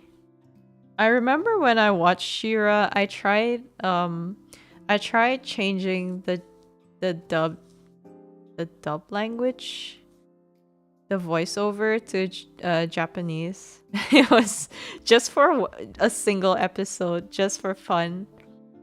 It was an experience, you know.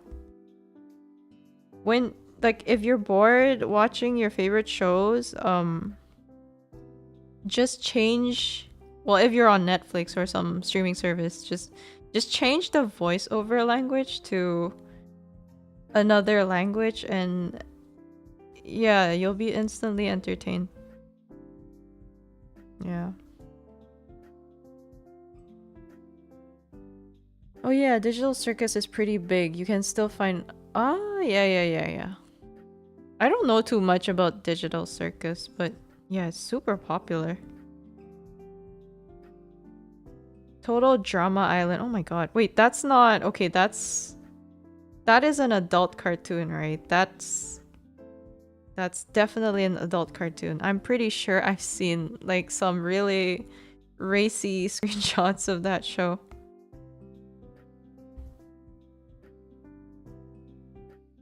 Cute Raggy, thank you! She's coming along nice. Yeah, there she is. Raki. Gambari Raki. Digital Circus is so good. Dang, you guys are super well versed in cartoons, huh? Like, I know close to none of these. I genuinely adore it. It's my favorite Western show. Oh, that's nice. This is a super dumb question, but it's the one with the clown girl as the one of the protagonists, right? Is that the one?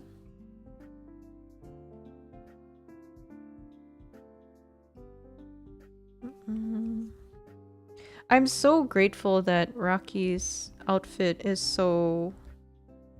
It's so simple to draw.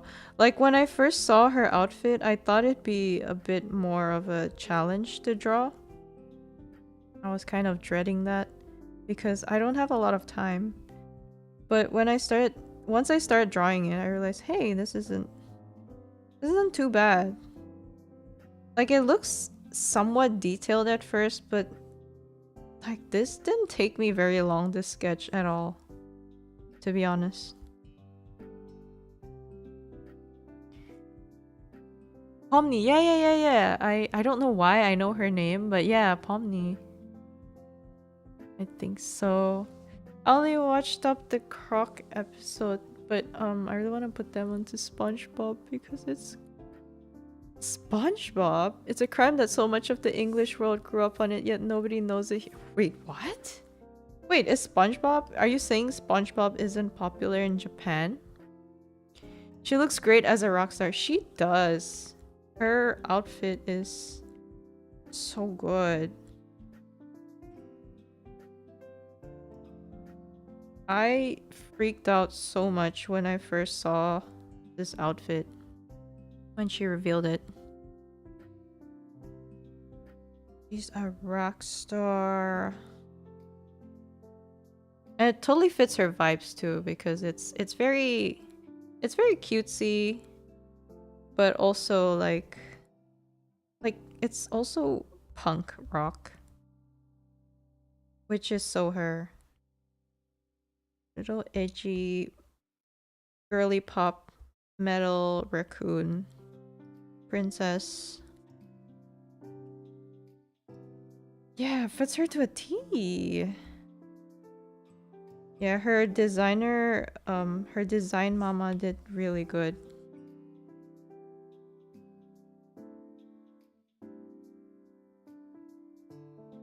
Like the lapel crop top, like this lapel look with like the harness bra thing. Oh my god, peak. Mwah. Peak.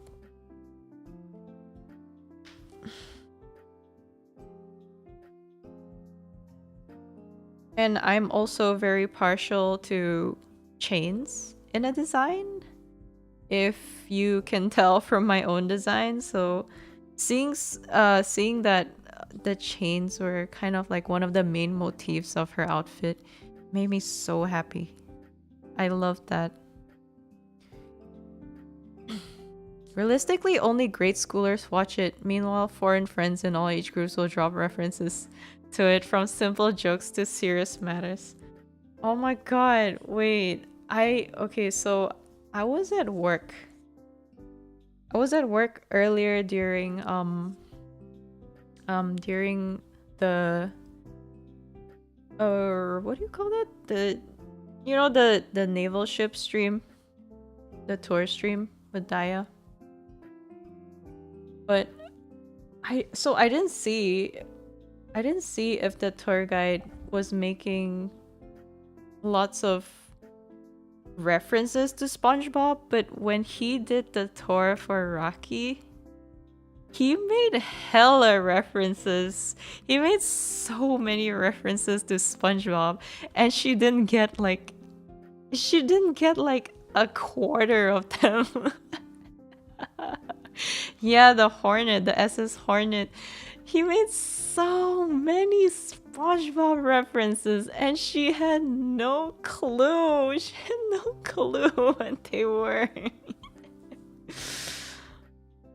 I need to catch up to Daya's tour of it. Yeah, you I do too. All I know was that while I was at work, I got hit with like ear-piercing screams. I kept getting ear-piercing screams while I was trying to work, and I'm like, what is going on, man? The guy knew all. He knew all the SpongeBob memes. It was crazy. It was so crazy. Like, I feel like, has Lazuli done a tour with him? Because I feel like, God, if only that were Lazuli, she would get like 100%. She would get 100% of those memes. He's hilarious. He's really good. Like, I feel like he should become a VTuber. He's so funny. He's a lot of fun IRL as well. Proof is he didn't punch me for that part. Don't drop this so. Is English SpongeBob global? Is English SpongeBob global? Wait. What do you mean? I think so. I think SpongeBob in Japan is in Japanese, right? Yeah, I think so. SpongeBob. SpongeBob. Yeah, cuz it's like, since it's for children, they probably would do like dubbing instead of like, as opposed to like subbing. Squidward is Thaddeus Tentacle. Ooh, Thaddeus. His name is Thaddeus? That's interesting. Interesting. Is it localized for US versus UK versus... Probably not. I think it's just... It's like, it's English versus non-English. Australian SpongeBob. G'day, mate. Patrick. Oh my god, that's... Oh my god, I kind of want to see that though. Australian SpongeBob. That'd be so funny. Oh my god. Oh my god. Like, I really wanna make... I wanna make some, like, silly potential Australian SpongeBob localization memes or like jokes, but I would 100% butcher both the jokes and the accent, so I'm not even gonna try. I am not gonna attempt it. Where's the shirt layer? Oh, okay.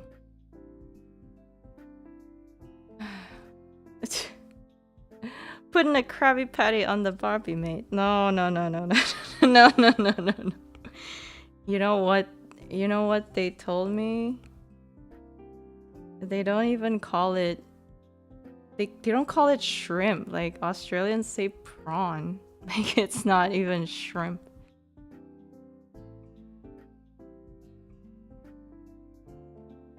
Oh my god.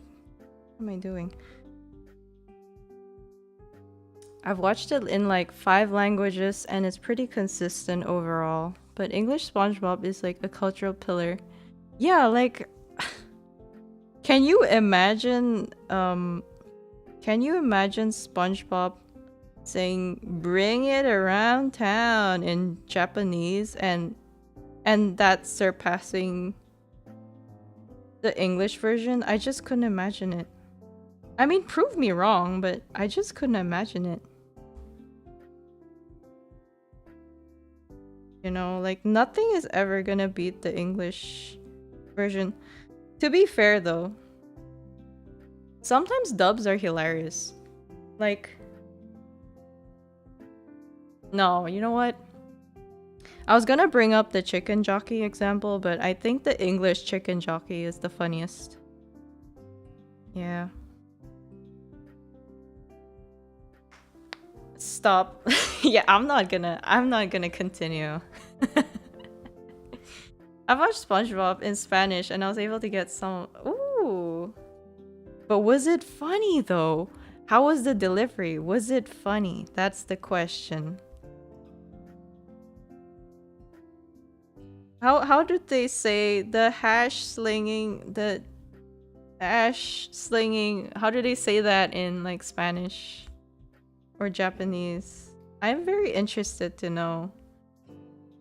Oh my gosh, wait, now I want to watch SpongeBob in different dubs. I've been meaning to watch like do kind of like a SpongeBob watch along marathon with like my friends for a while now. And you know what? I think I might do a dub SpongeBob marathon instead. Like that sounds way more fun. No comment. Oh.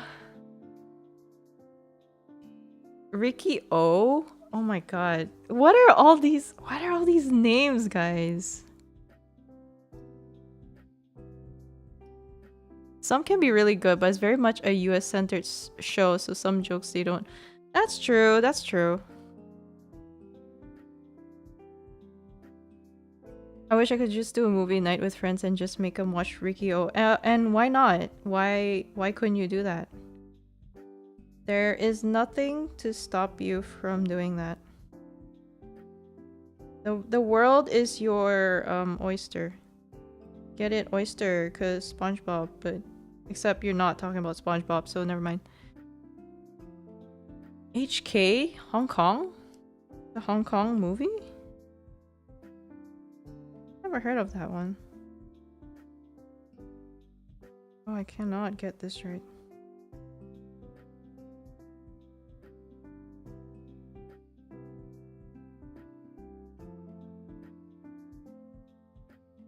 Time zone stopped me from doing that.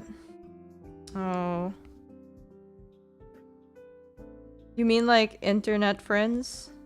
Cause yeah, that's rough. It's hard being in a different time zone from all your friends. Like I feel you on that. Like I'm typically the only one awake. Like, well, just me and like a few other people. Me and the other people in the southern part of the world. Oh, I made her waist too small.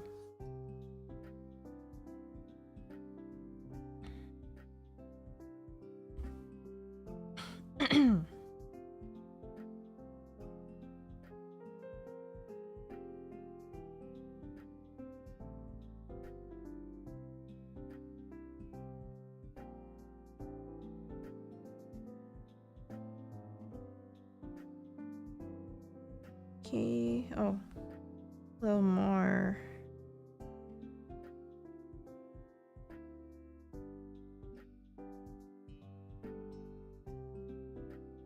Okay, that's better. Southern Gang, let's go. Oh my god, and with the daylight savings, it's making everything worse. I feel like daylight savings is making me stream even earlier for everyone else in the north, so just yeah, just this is a no north zone, guys. I'm sad to say this, but it is a no north zone. Don't make me remember that. Yeah. Oh my gosh, I was trying to post my waiting room and I had to delete the first one because I thought I had the times right because I googled like EST, I googled PST, and turns out the time that they were giving me didn't account for daylight savings. I thought it did, but it didn't. So I had to repost the waiting room with the correct times that were an hour earlier. And I saw, oh, it's like 4 a.m. PST or EST or something. I'm like, oh my god. That's... Oh yeah, I'm definitely nocturnal. Like I'm definitely a nocturnal creature to like the north people. It's 2:20 p.m. Yeah, let's go Europe. Let's go. Yeah, I should really put Europe time zones as well. Maybe it's not necessary to put 2NA. What if I just put UTC? Do people generally use UTC? 9:20 a.m. Oh my god. So early. Imagine people putting schedules up and they state a specific time zone, but the schedule is not in that time zone.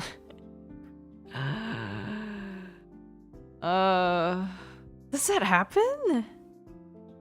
The backbone of the internet uses UTC. Yeah, it does, doesn't it? Time zones, man. Why do they exist? Why can't we all just be the same time? Why can't everyone just follow a universal 24 no, not 24. Yeah, why can't everyone just follow like UTC? Like that would make everything so much easier.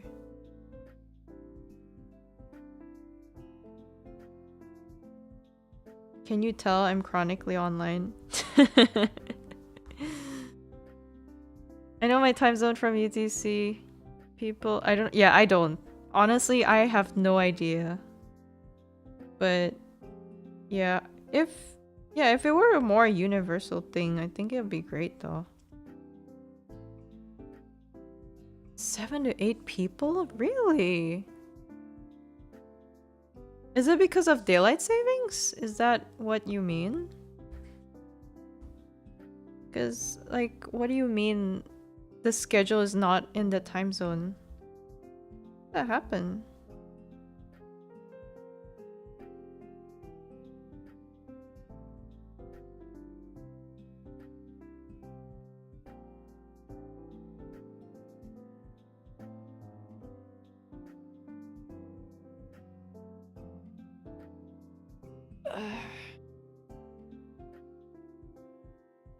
Oh no. I don't have anything. Oh wait, I finished the hair. I don't have much left to draw. Save this broken arm. Oh my god. Having to face the things I don't want to face. Oh, the travesty. So the schedule says this and that time zone with DST, but the actual numbers would be in a different time zone that wasn't stated. Oh, that's so strange. That's really annoying. Oh my god, guys, just use UTC. People get confused with their own time conversion. I do. Sometimes. If I didn't have my phone automatically converting my time for me, I would be super lost. I know I'm 4 hours away from PST, but then they change it. Yeah. It's like you finally get used to, because I know like my benchmark for, so when I look at VTuber schedules, I always look at JST, right? Because I'm typically an hour away from JST. So that's my benchmark. But ever since daylight savings happened, I've had to like, I know it's just an extra hour, but sometimes I don't know, it's a bit it's a little bit discombobulating sometimes. Last year Daya kept putting JST hours ahead by like an hour and we didn't say anything because we thought it was funny. Interesting. Interesting. A tool someone made for me broke because the people didn't stick to their stated time zones, and I'm intentionally not naming any. Oh. Yeah.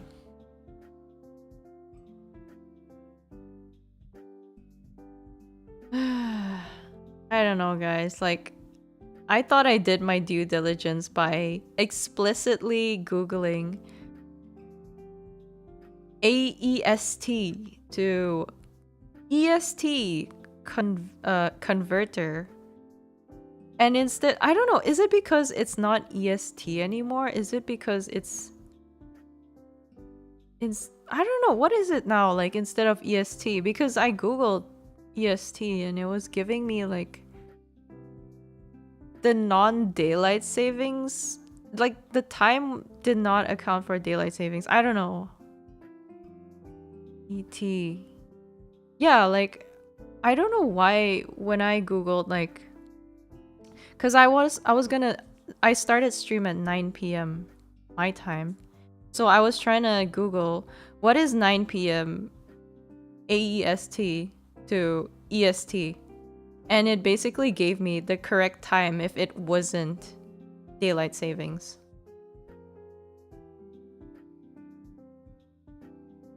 S is for saving. Oh, maybe that's why.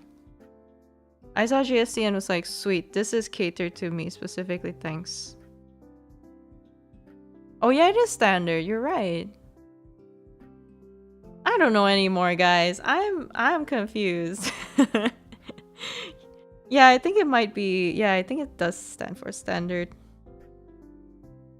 It does. I think. Yes.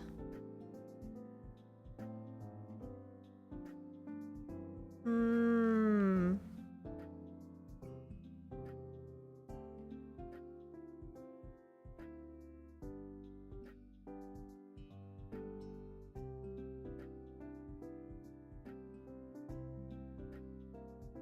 Why do people use ET sometimes then?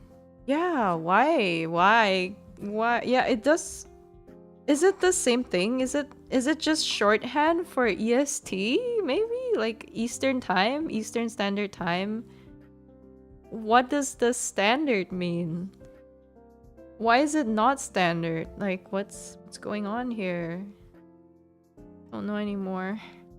What even is time? What is the concept of time? What is time? Time is but a figment of your imagination. Time is just a social construct, guys. Like, don't sweat it. It is just a social construct. It does not exist. It's not real. Therefore, we should all stop worrying about time conversions. They got a phone home somehow. Yeah, I guess so. I guess so.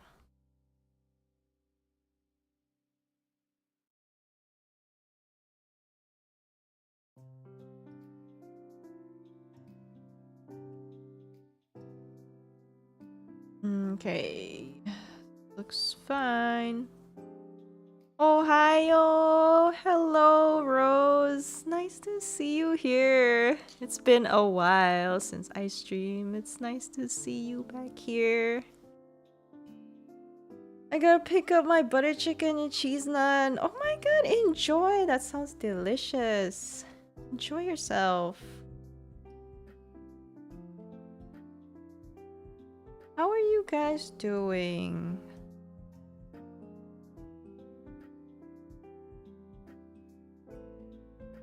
My progress has been pretty okay. I've just been drawing Raki. How about you guys? I should probably try and head to sleep soon. Was working on some stuff but stopped making progress halfway through. Yeah, I'm getting pretty slow on my progress too, I think. I'm god awful at multitasking. Like, this was meant to be sort of like a chill working stream with like a little bit of yap, but I feel like I always end up getting distracted by the yap and then I make like no progress. I'm at work trying to dodge meetings. Let's go! Dodge meetings! I do that too. Oh my god, I have a meeting tomorrow. Oh, I don't want to think about it. Ah, but ganbatte though. All the best in your all the best in dodging your meetings, I guess. I slept in and was late too. Oh no, I hope everything's okay. I hope you're doing okay. I hope your boss is fine with you entering late. But how's your morning otherwise? The yaps have been good. I'm good. I'm glad to hear that. I'm glad to hear that. I just honestly I just ramble. I don't know half of the stuff I'm saying, but I'm glad that you guys are enjoying your stay. Now I'm gonna draw. Oh, I'm gonna draw the rest of this outfit. This very punk rock outfit. Don't draw in this. Oh, no, new layer.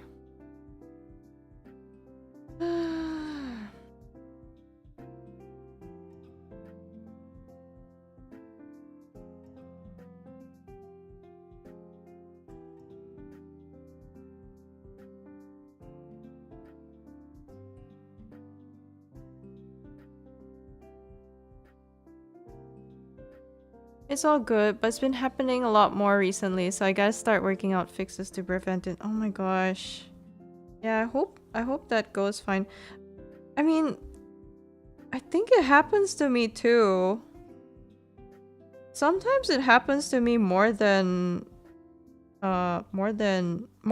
than usual, and I think it's because sometimes I get too desensitized to my alarm clock. I don't know if that's your issue, but whenever that starts happening to me, the first thing I try to do is I just change my alarm tone, because sometimes when you hit the snooze button one too many times, your body kind of starts to ignore your alarm tones. And that's when you start, well, for me at least, that's when I start oversleeping. So yeah, what I do is I just switch out, I just switch up my ringtone. And it usually works most of the time, kinda. Yeah, but yeah, I don't know, I hope you managed to solve your issue. That must be really stressful. Like, I'd be really stressed out if I was consistently like waking up late. I'm fortunate in the sense that I mostly work from home, so most of the time if I do oversleep, people don't tend to notice. So yeah, I'm lucky in that regard, but of course I try to. In fact, I've been waking up earlier than I should. Yeah, just to get like an early start. I feel like I feel a lot more productive when I wake up earlier. Mm-hmm. Yeah, take that down, take that down. But I hope you have a good day at work though, despite everything else. Despite the circumstances. Like the way this looks. Urgh. Weird.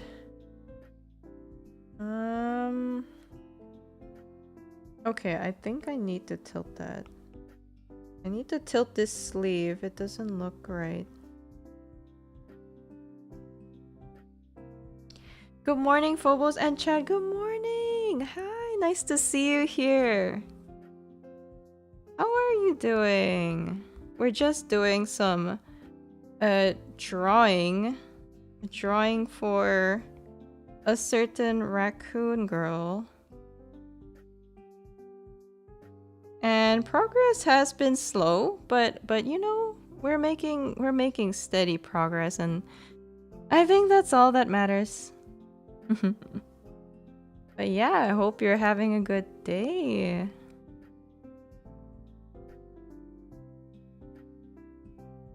Ooh. Is that better? Okay, that looks a bit more accurate to anatomy, I think. Yeah, I think I'll just sleep.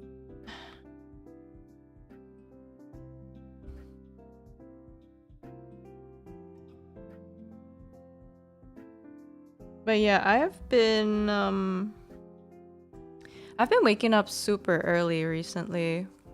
So I'm typically not a morning person, and I mean, I if I had the choice, I'm typically the kind of person who tends to sleep in. I hate waking up early. Like I can't more than hating it. I don't hate it. It's more like I typically can't get up very early in the morning, especially, if I had, if I didn't have any work, I would just sleep till, I don't know, like 11, 12, you know, because I usually stay up late. But for some reason, recently I've been knocking out really early. So I usually end work, like I end my work day close to like 5, 6 ish. And for some reason, I've been ending work feeling really, really exhausted and I guess lethargic. Okay, lethargic is a better word to put it. I've been feeling really lethargic and I've been knocking out super early. Like I'm talking, I'll take a nap at 6 p.m. and I'll sleep through till 4 a.m. Or I fall asleep at like 9 p.m. to 10 p.m., which, maybe to an average person that's not so strange, but then I'd wake up at like, I don't know, 7 a.m., right? Like I'd sleep at 10 and wake up at like 7, 8 a.m. and that's a lot of sleep, guys. And even if the sleep, I guess like the sleep schedule or like the sleeping hour, like even if 10 p.m. doesn't sound strange to like a regular functioning adult, it is very abnormal for me because I usually, even if I'm lacking sleep, like let's say I wake up really early in the morning, like maybe at like, even if I wake up at 6, 7 a.m., I will get sleepy by 11, 12 a.m., but I can usually stay up, and I do usually stay up till the wee hours of the morning, so 2, 3 a.m. Just because, I'm a night owl, I function better at night. So it's been a bit alarming that I've been knocking out so early these couple of weeks. It feels really strange, like I physically can't stay up. And I want to say, I suspect it's like a stress thing. Like I mentioned that I've been kind of like stressed out at work. And I've been a little bit overloaded with like art commissions. So I feel like the combination of those has made me kind of, I don't know, has made my system crash. It's weird though because I've actually been trying that 10, 11 p.m. bedtime routine, but I still feel tired. Wonder if it's my body catching up. Yeah, it could be a sleep debt or of sorts. That's possible. I'm tired. Oh yeah, I'm very tired. It's strange, like imagine falling asleep by 10 and then waking up at 8 a.m. Like that was happening to me several times in the week. From someone who typically can function up till like 3, 4 a.m. even if I wake up at 9 a.m. I don't know, but today was fine though. I managed to stay up till 12, 1 a.m. yesterday, or even later than that. So yesterday was the first time I started feeling normal. Before that, I was sleeping like 60% of the day. Most days. Even if I had 3 hours of sleep, I can and will stay up until that's usually me,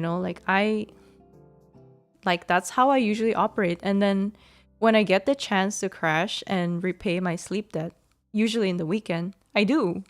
And that's kind of like my normal routine, you know?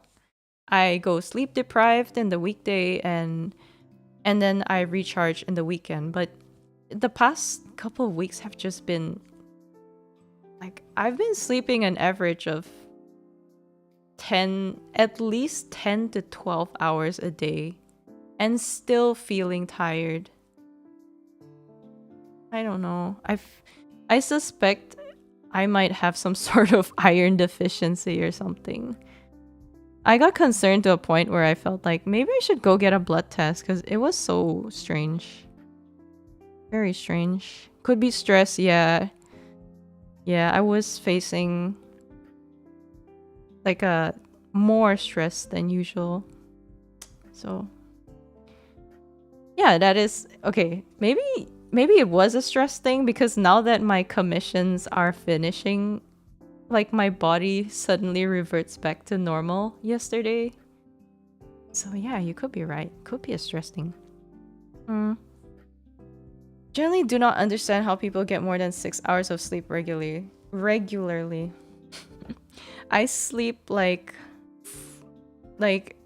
on the weekdays I would usually sleep 4 to 6 hours and then crash in the weekend, sleep like 10 hours. I'm a very I guess like sporadic. I have a sporadic routine. Yeah, I work very sporadically. That's a word that someone like I think like one of my old friends used to describe me like, "Oh, you're a very sporadic person. Like you'd be like dormant for a while and then you'd suddenly be like super active for a short period of time and then I just like fizzle out." And that's true, you know, like I do. I work on short, intense bursts. Yeah.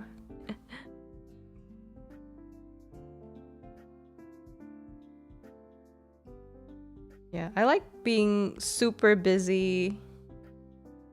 I like being super busy for a short period of time and then like getting to relax for like you know, like work hard, play hard, but like work really, really, really freaking hard for a really short amount of time and then relax for a longer period of time.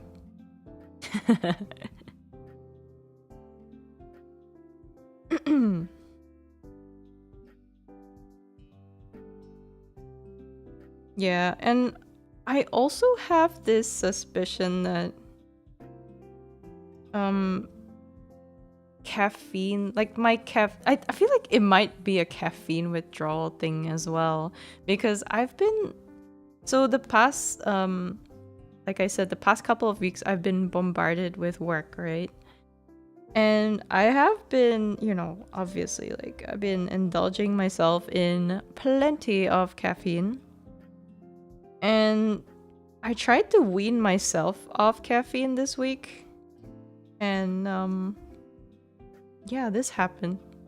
So, I don't know, it could also be a caffeine withdrawal thing.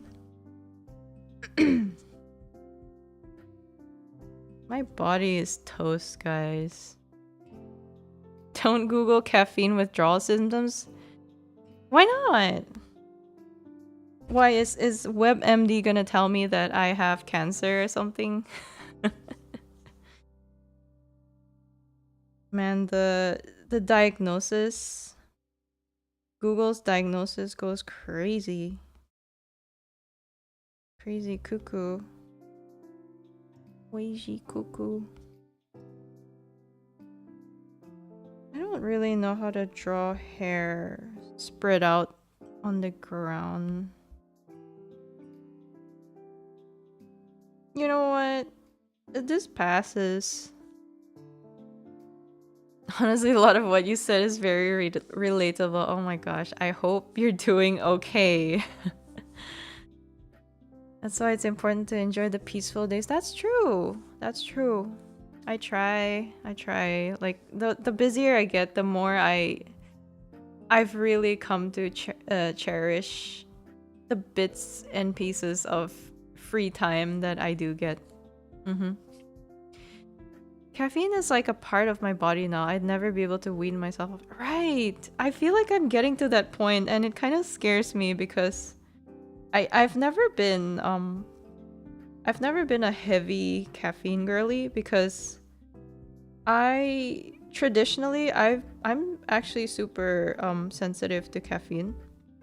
So okay, when I say sensitive, I mean if I drink coffee, for example, especially coffee or Red Bull, that thing would cause my heart to like borderline stop, like I'm not good with those, and yeah, they can keep me up like all day, all night, you know. Works like a charm. Like a little bit too well, in fact.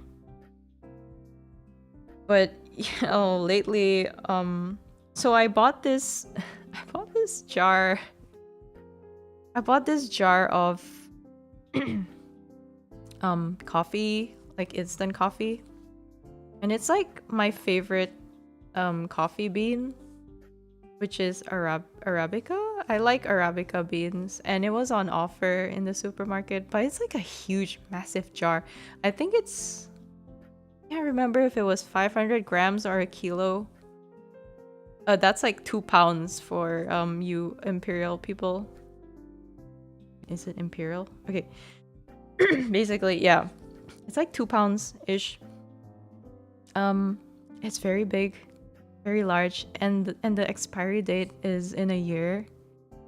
So, ever since I bought that, I've been drinking massive, copious amounts of coffee every single day.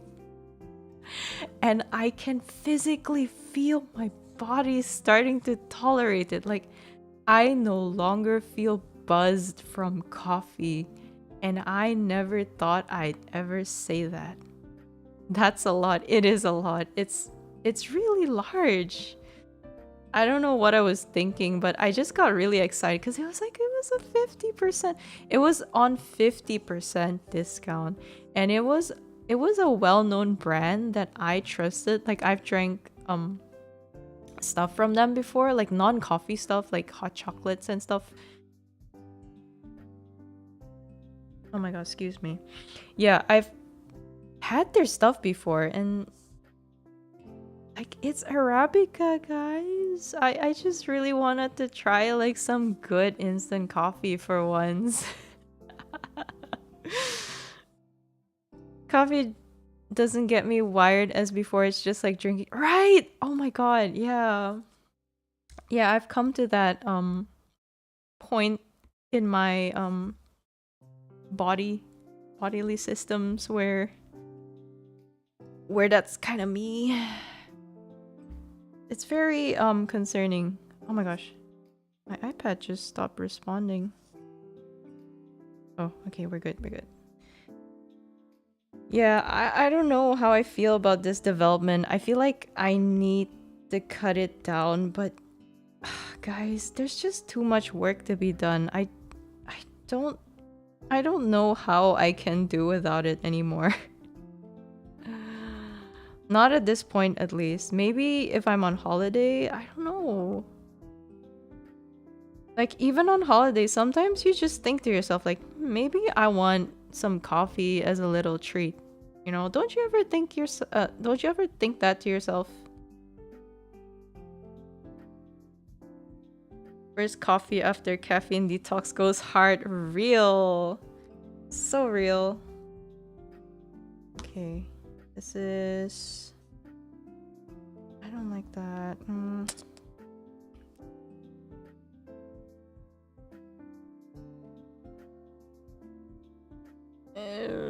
I don't like that. I don't like that.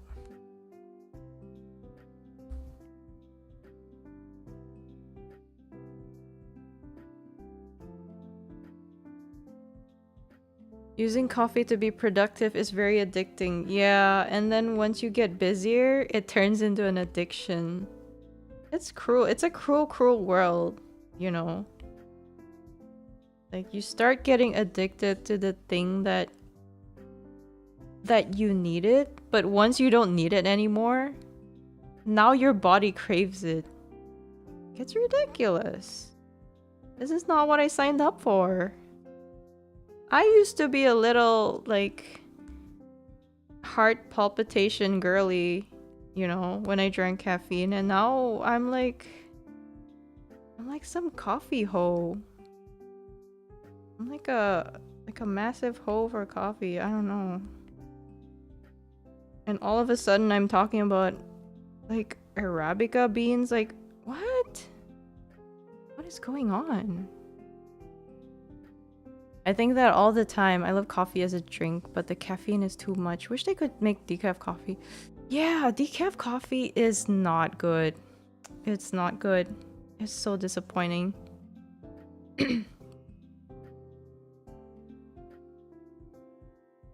Oh, decaf energy drinks. You have no idea how much I would pay to have decaf Red Bull.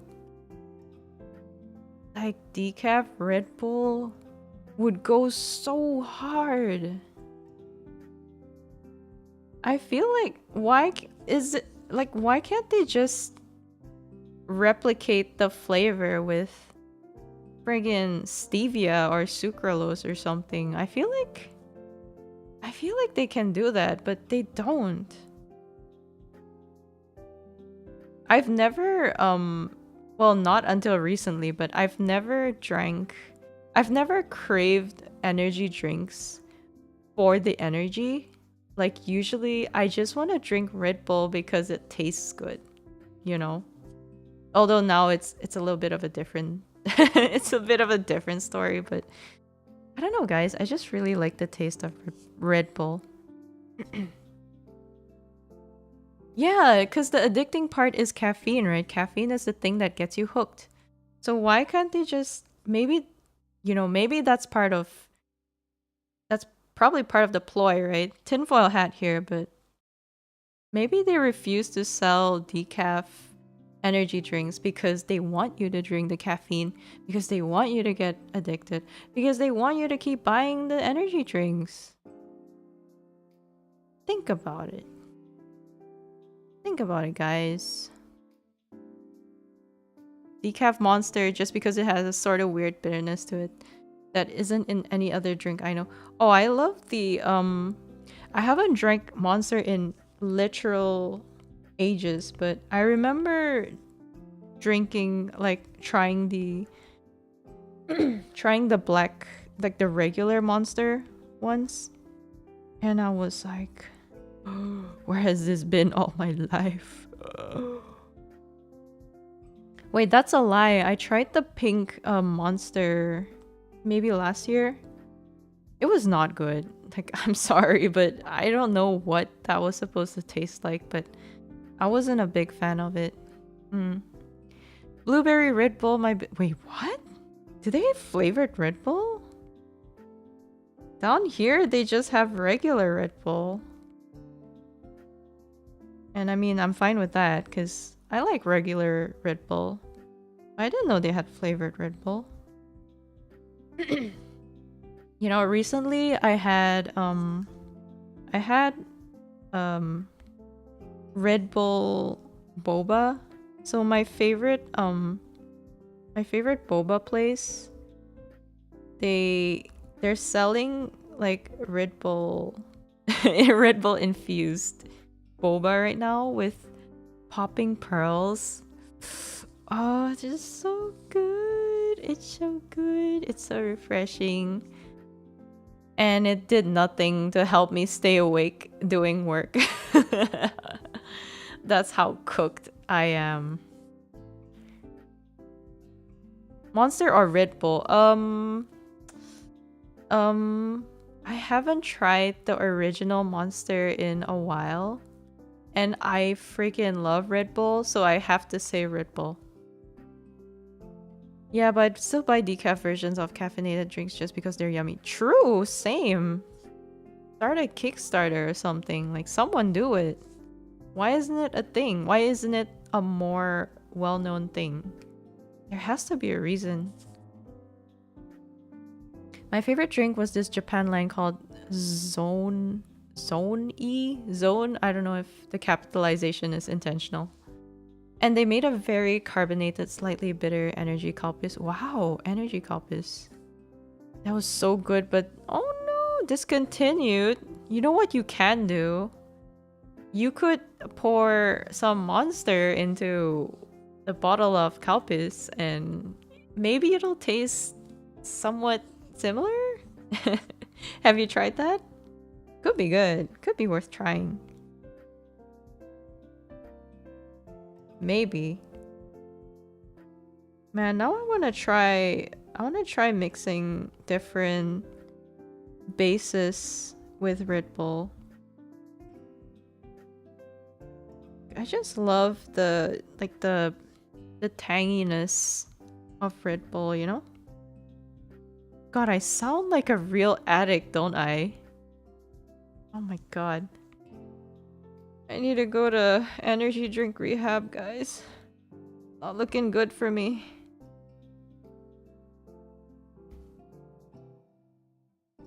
It's looking pretty bleak. I think this is more than a caffeine problem. We're all in this, don't worry. Thanks guys. I don't feel so alone anymore. We're all in this you know, I feel like we're in you know, AA, like Alcoholics Anonymous, but like for energy drinks. Caffeine Collective, CC. Guys, we're Caffeine Collective and we're here to you know, support each other through our caffeine addiction. Yeah. Caffeine addict anonymous meeting. Exactly. You're an addict. You bring up Red Bull at least twice. I do? Oh, do I? Oh, I'm so cooked. I recommend 300 milligrams of Java Monster. Java Monster? Now that's new. What is a Java Monster? Is that... Wait, don't tell me. Is that like coffee with... Monster? I feel like reading that made my heart stop a little bit. I feel like my heartbeat is in danger. Oh my god, is that that's a thing? Somehow I feel like doctors probably will not recommend that. You know, I just have a feeling. Perhaps. Does it even taste good? What is that combination? Coffee and Red Bull? Like you weren't cooked before? You have a point there, but you didn't have to say it like that. That looks amazing and dangerous. Yeah, like, I don't know. I cannot in good faith recommend that, guys. I feel like I'd be sending someone to their death sentence. Gonna head out. Stay safe. Have fun. Good night, Chidori. Thank you for dropping by. Have a good rest. You know you deserve it. Take care. It's delicious? That's a very interesting combo. You know, I mean, I do have a whole jar of coffee to finish. And I do have a stack of Red Bull. Does it work as well with Red Bull? Or is that, like, have you tried it with Red Bull? Or is it just a Monster thing? Like, can I substitute the Monster with Red Bull? Is my question. Oh my gosh, I think we are almost done with the sketch. Wait, the sketch? I mean the line art, jeez. Ooh. Okay, let's see what it looks like without the sketch layer. Ooh, looking not too bad. Not too bad, not too bad.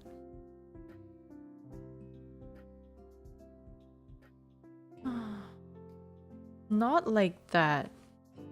Oh, not like that. I really wanted to try it at home. Like, how do they mix it? I mean, I'm guessing it's iced, right? It's gotta be iced. I mean, there's an energy drink in there. Have you guys ever drank warm energy drink? That sounds gross, actually. Reminds me of when Coca-Cola sold coffee-infused soda. What is with these coffee-infused things? I have to say, coffee-infused things are one of my least favorite flavors? Oh my gosh, I forgot to draw the details on her clothes. Yeah, I'm not a big fan of coffee-infused things. I love coffee, like coffee by itself, but coffee-infused things, coffee-flavored things, a little questionable. Hmm. Not that bad? I have to try it. It's pretty tasty. Okay, I'm really... Where are you guys getting these? Like, I have never seen these in my part of the world. These sound like... Like pretty unhinged beverage ideas, honestly. Like, who is coming up with these? Sounds like someone who's absolutely sleep deprived. That's for sure. A warm energy drink. Oh. Really? Huh. Like, I don't think I've ever tried, I guess, carbonated drinks. Like anything carbonated or soda that's warm. That just sounds like a gross concept, but yeah, I wouldn't knock it till I try it, I guess.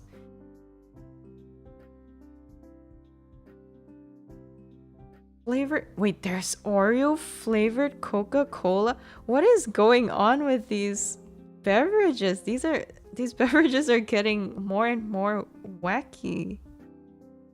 Where are you guys finding these?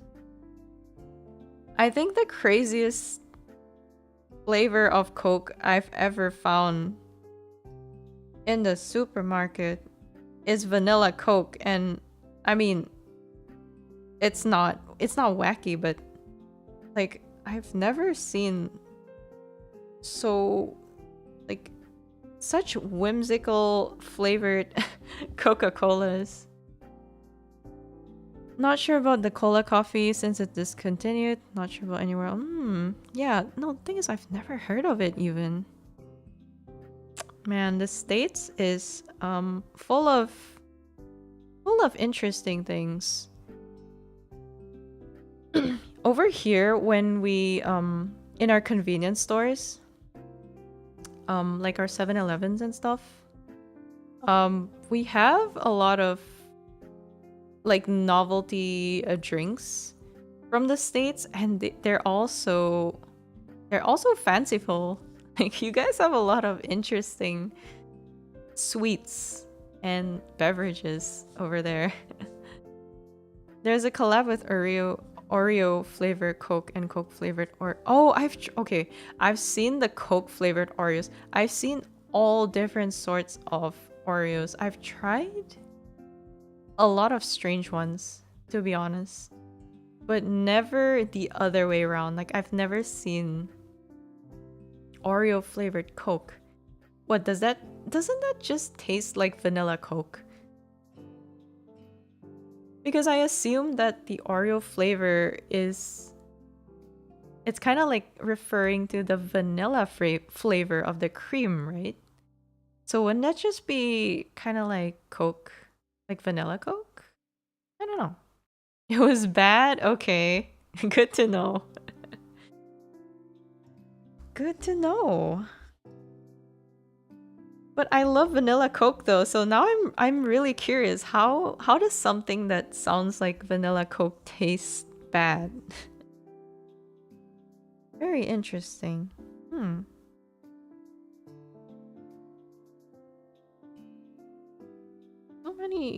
So many interesting food items out there. Recently, I saw marshmallow flavored Oreos, and I really want to try them. I really, really want to try them. But I have a feeling they're just gonna be like, I don't know, super sweet. But I do really love marshmallows, so who knows? It tasted like the whole cookie submerged in. Oh, that sounds disgusting. No, no, no, no, no. Yeah, that doesn't sound very good. See, the thing about Oreos is that they keep coming up with new flavors. And this has happened to me like for decades, you know, where I'd see an interesting flavor.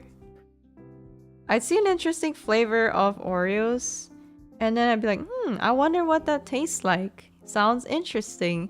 And then I'll buy it, and then I'll try it, and then I'll never eat the rest because I try one cookie and I decide, this is weird, and then I never touch them again.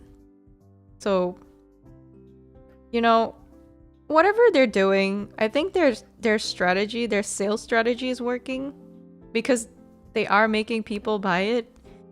And the fact is, you know, there's a reason why these flavors never come back. They're always discontinued after like a few months or so. Because they're just, you know, they're just banking on people buying them for the novelty. But they taste so bad that like there's never any demand for them to come back. I really want to. Oh, I didn't even know there were matcha Oreos. Really, really want to try the matcha Oreo.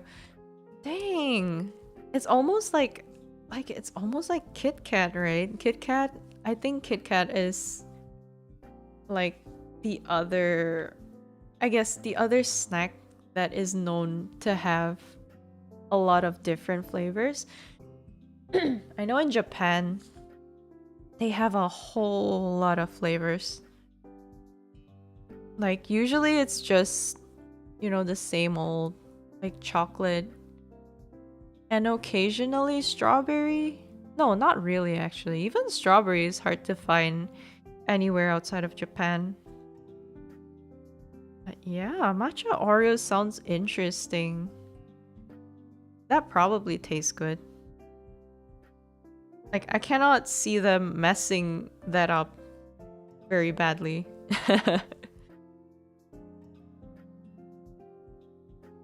Unless I jinx it. And then it does taste bad. But I mean, it sounds like a good combo.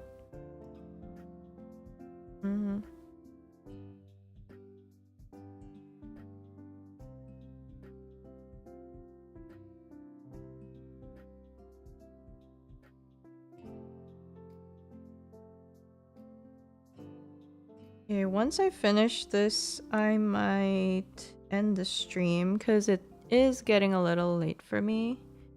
And I normally wouldn't care too much, but I do have a meeting, like a couple of meetings tomorrow, so I should probably log in. Man, why can't I live in a world where I don't have to log in? It's matcha mint. It has to be good. Wait, matcha mint? I've never even heard of that combo. It's not only is it matcha Oreo, it's also mint. So that's kind of two different flavors combined into one. Not gonna lie, I have mint Oreos in my wardrobe that's been sitting there for I don't know, like maybe 4 months, 5 months, maybe like half a year, and haven't. I ate one cookie and it was good. Don't get me wrong. Like it's pretty decent, but I don't know. I just I just never ate it again.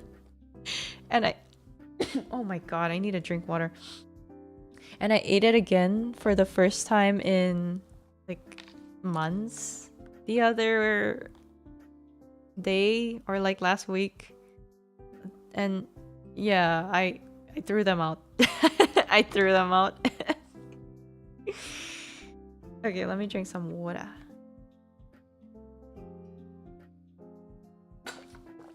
Yamba Phobos, thank you. Thank you, thank you. Me locking in this morning to make up for coming in late. That's right, right? Like the only time I lock in is when I know like I'm being okay, this is not okay, it's not really true, but I feel like I've been locking in more recently because like things are so rough at work and I feel like my coworkers are like watching me and stuff.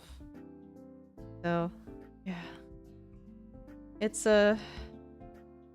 I'm just a unlocked in I'm just an unlocked girl in a lock-in world. You know. Trying my best.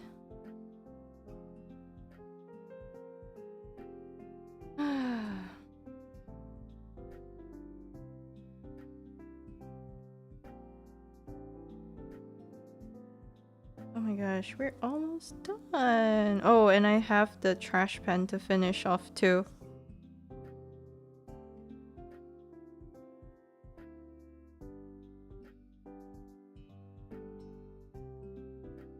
Or choker, okay. I need to go clock and lock in myself. Catch you later. Have a good day. Have a good day. Good luck on locking in. And thank you so much for visiting. Thank you so much for dropping by. Have a great rest of your day. Born to be whimsy. Forced to locked in. That's me. That's literally me. You guys ever wonder... I don't know. You guys ever wonder like... if we were all... not born to lock in, because I feel like, you know, sometimes when I watch people around me at work and stuff, like how they're so like how they're also locked in and put together, and I just wonder like, do they also think to themselves like that they're forced to lock in when they just want to be whimsical and free? It's hard to believe sometimes with how locked in people seem at work, you know? It's a little bit intimidating. Like, am I the only one who wishes to be free and whimsical and happy-go-lucky? Like, am I crazy? Am I in the wrong industry? Or is everyone else thinking the same thing and just, you know, like, is everyone just faking it to make it, you know? I wonder that sometimes. Like, do my coworkers really care about their work? Sometimes I wonder. Oh, absolutely. But there are people I feel like that are just perpetually locked in. Never to be... Right? That's what I'm saying.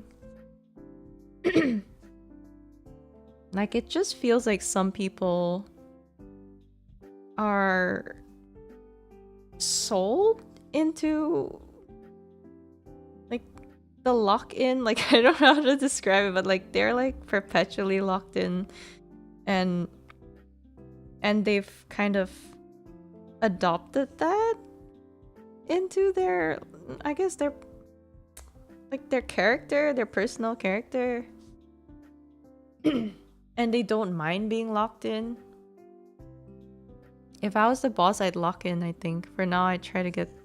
Really? I feel like... And I mean, this is just what I hear from people, but you lock in when you're a subordinate.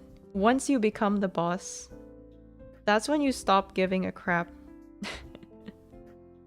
You know? Like bosses are usually the ones who look like they're not doing any of the work. They just, well, basically like they just order people around, right? They do less work than the subordinates.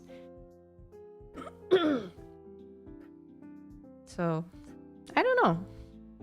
Depends on the boss, I guess.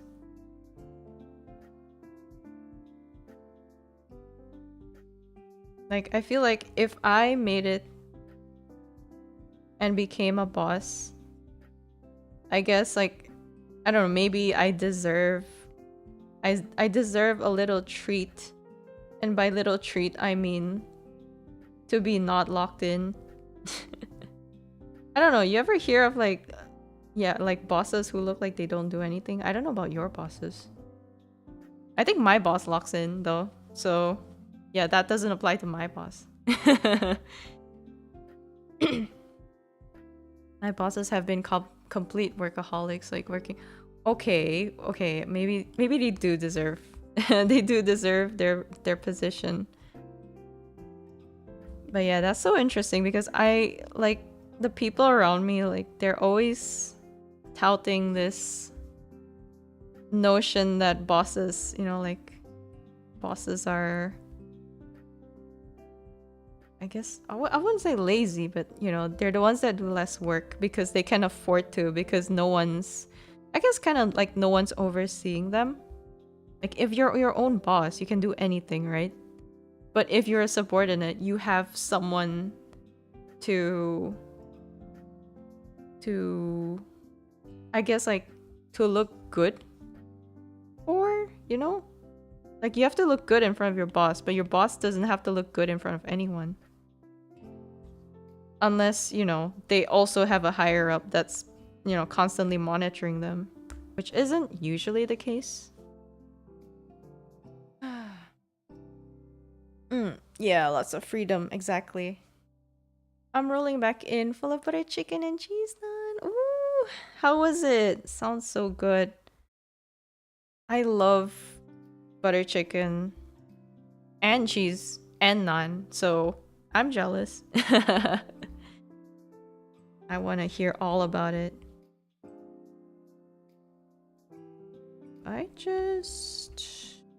No, I don't want to copy paste. It was so good. Oh, I'm glad to hear that. Happy to hear that you had a nice meal. Wait, I actually had butter chicken for lunch today. I just remembered. Yeah. I had butter chicken and biryani. So it wasn't naan, but you know what? Close enough. Oh my god, we're like meal twinsies.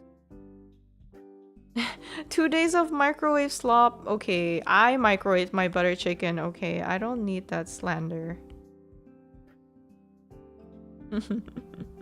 I'm kidding. But yeah, I got too lazy because the naan was not the naan. The butter chicken was leftovers from yesterday, so I just popped it in the microwave. Yeah, it was good.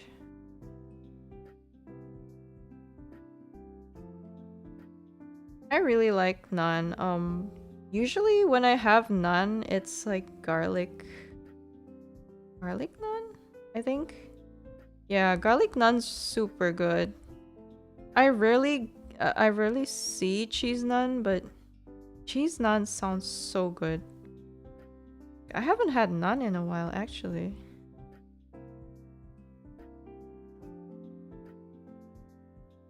Okay, chain's done. None the wiser? I see what you did there.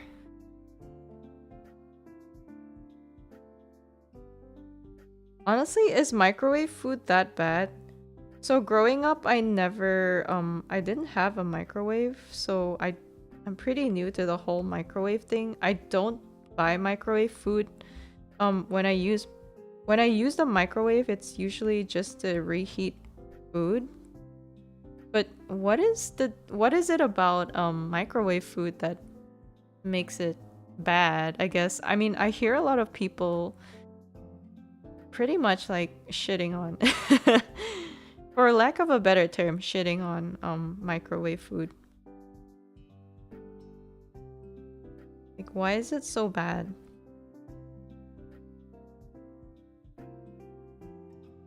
Remember how to draw this. Hmm.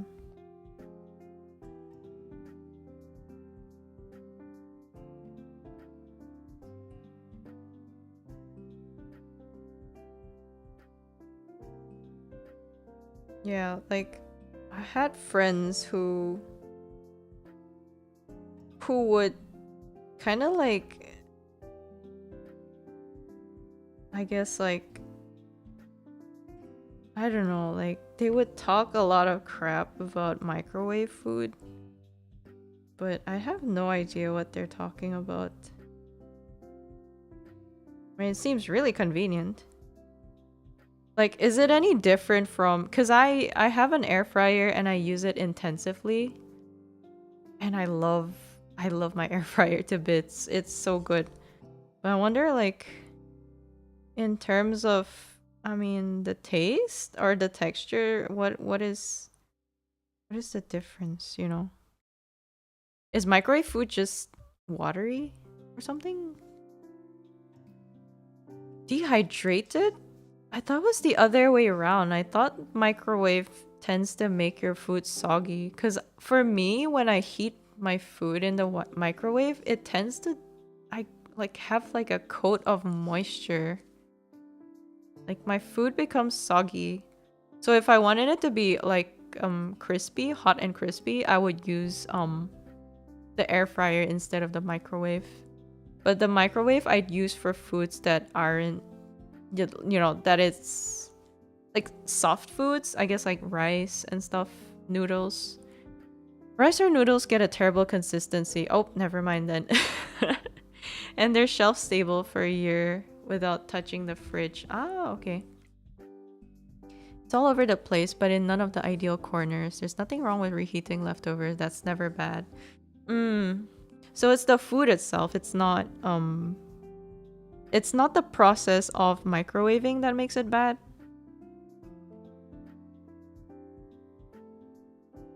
Uh,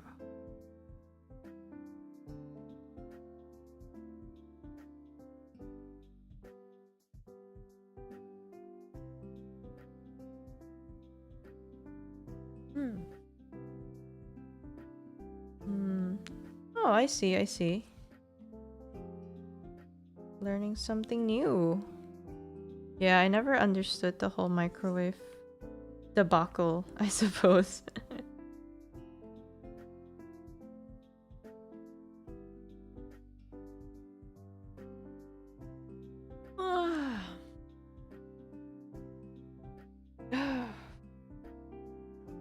Rich. Oh my gosh, we're almost done. Yippee. Almost done.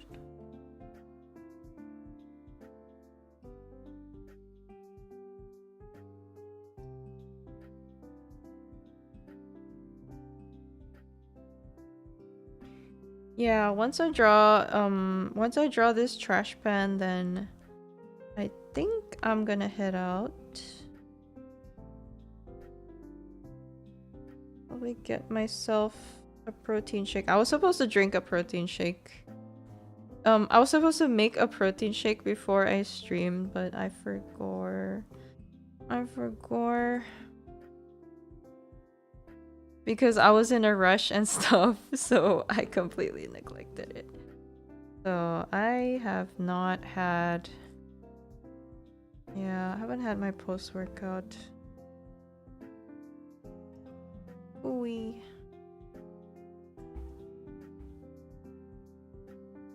My strawberry shake. I long for my strawberry shake. I wonder what protein shake would taste like if I put Red Bull in it. Okay, you know what? I think I think I might have a Red Bull addiction. I did just mention Red Bull again out of nowhere. Unprompted. I'm sorry. I need to stop. I need to stop. I need to stop thinking about Red Bull. It's just it's been, you know, it's been like 4 days since I had it. It's no, it's like there's a drought in me that longs for, you know, the red colored oxen creature. You're not cooking there.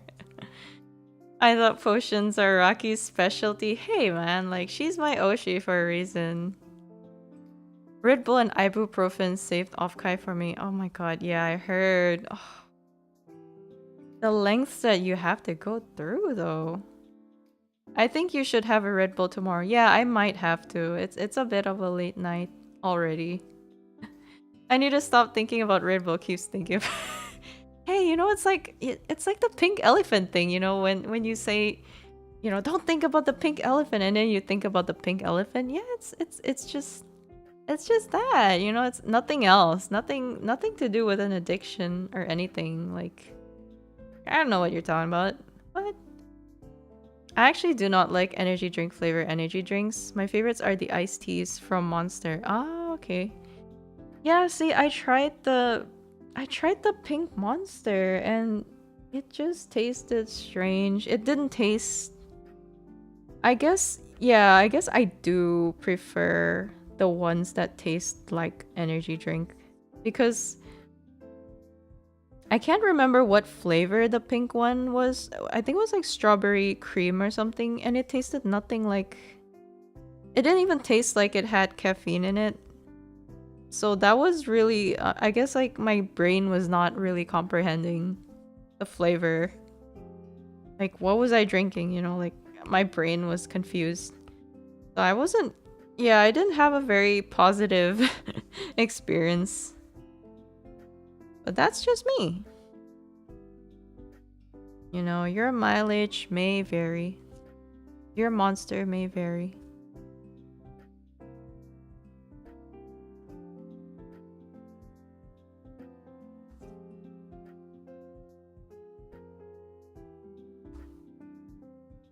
I like that we finally have a somewhat canon-ish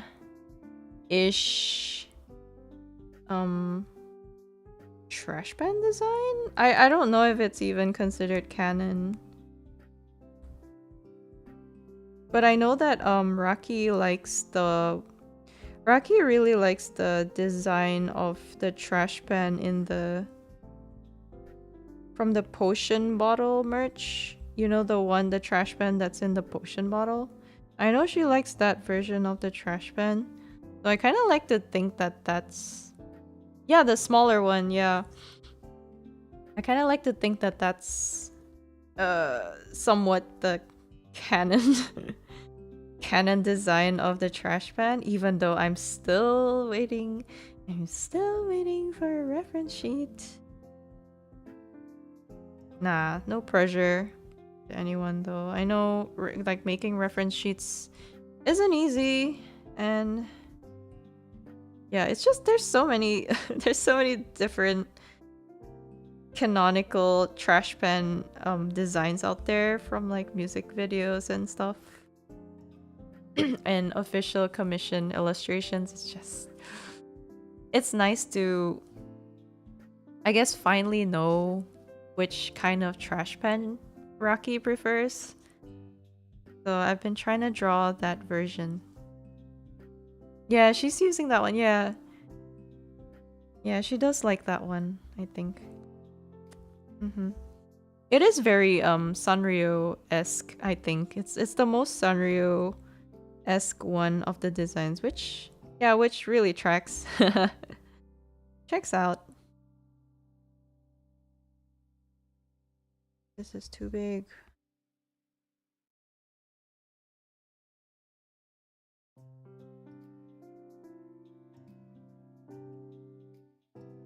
It's a very cute design.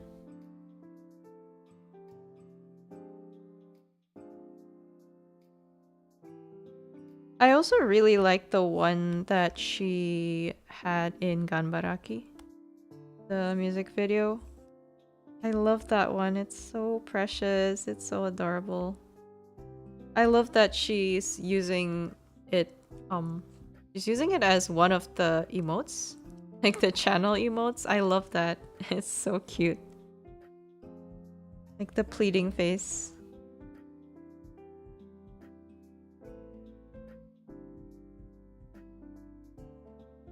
Aki has such good taste in art. Honestly, she's truly an artsy girl. Yeah, you loved it too. Yeah, I think a lot of people liked it. It's very cute. It's kind of semi-realistic, but still very cutesy at the same time. Like it manages to balance the two. Yeah, it's so interesting.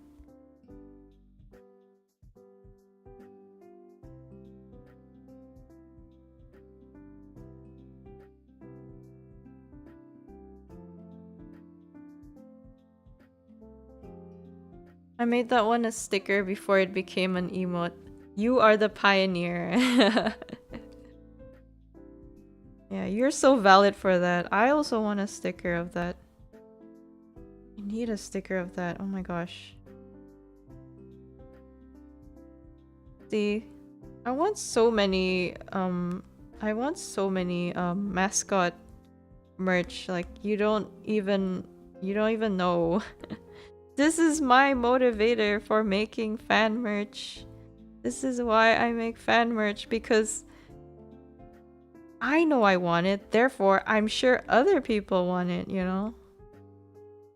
I really wish I could put the Choco Cat. Oh yeah, the Choco Cat. Yeah, I saw her. I saw the Choco Cat in her stream. That made me so happy to see. Thank you for sending it to her. I think she really liked it. Mm. Yeah, I really wish I could put the Choco Cat one in my store, but I think they're kind of particular about IPs, and for that one I straight up copied Choco Cat. So, I mean, I didn't trace it, but I did, like, you know, it's straight up like Choco Cat, the character. So, I think I might infringe some copyrights if I put it up in my store. But I wonder if I changed it to a trash pan. My god, I should do that. I should remake the Choco Cat Rocky Hat sticker into a trash pan. Why didn't I think of that? Oh my god. Wait, I'm cooking. Phobos merch is a dream come true. Thank you, Rose. Yeah, she put it on her wall. That made me so happy. Oh, I'm gonna make it. I'll have to do it. I'll have to do it after the stream. I'm gonna do it. You're gonna see it. You're gonna see it in the store real soon.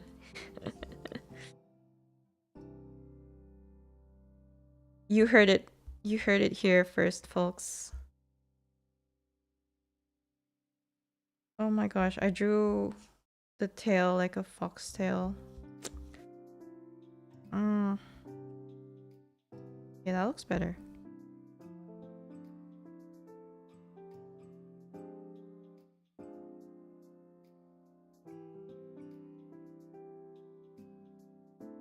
You know, I think whatever whatever earnings I get from selling my merch is gonna go back into ordering my own merch from the store.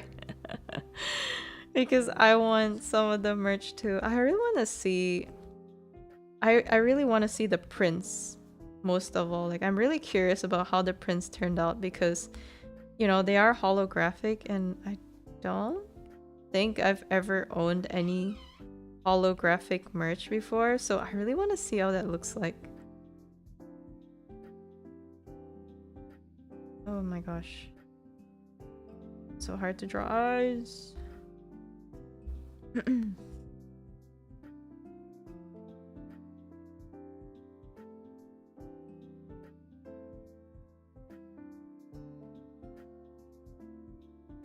In the infinite cycle, yeah, the money goes back into the cycle. Indeed.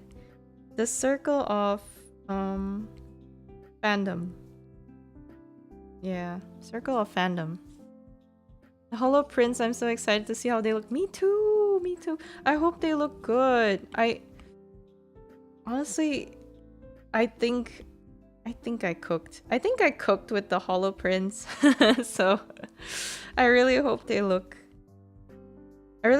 as good in real life as the mock-up. Because the mock-ups make them look amazing. I was really happy, especially with the Rocky Witch outfit one. Like, that one looked really bomb. I'm definitely gonna order myself that one.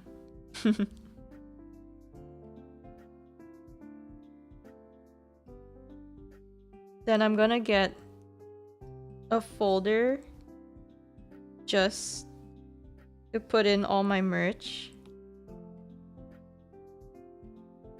Yeah, I'm gonna buy a dedicated merch folder for my prints and stuff. This has been my lifelong dream, guys. I've always wanted to have my own merch. Not my own merch, but like, I always wanted to see my own merch. Oh, I love how chubby he looks. The chubby little guy.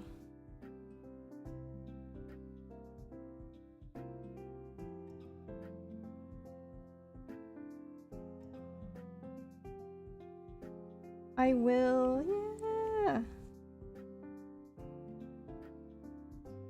Oh my gosh, yay. And that's it. One day we will get Fubo Shimudra prints and keychains. Oh, that would be technically I can make them. It's just I don't think there's really a demand for them, so I'm choosing to allocate my my time and resources on things that I know people want to see. I do want to make my own merch eventually, just for my own selfish collection. Oh, hanging myself up in on my bookshelf would be crazy. Technically, I could make one right now. Oh, can you? Oh, because you have like the manufacturer. You mean like the stickers? Oh my god, Phobos stickers. You know, I have a Phobos sticker on my phone actually. It's been on my phone for like almost a year actually. But yeah, it's the black and white one. I want to see a full colored sticker or like just any merch of myself.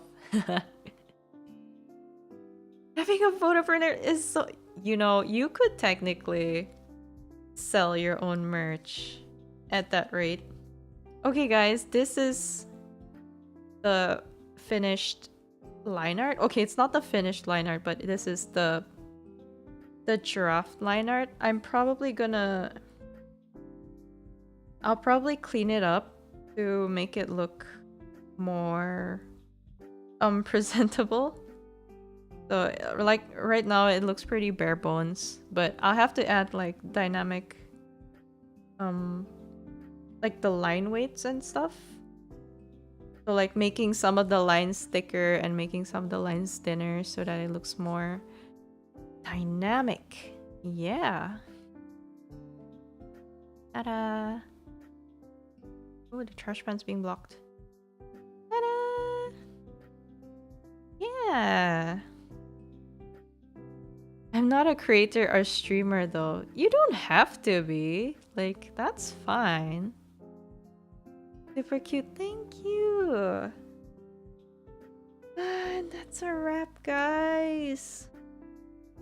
The next step will be cleaning up the line art. Then I'm gonna color it, and I don't know if I'll have enough time before her birthday to finish this, but let's hope, you know, with the power of caffeine and the power of friendship, perhaps I may finish it by the 24th it's already the 24th here, but you know, like the 24th there. You're adorable. Thank you. All right, guys. This is it for me.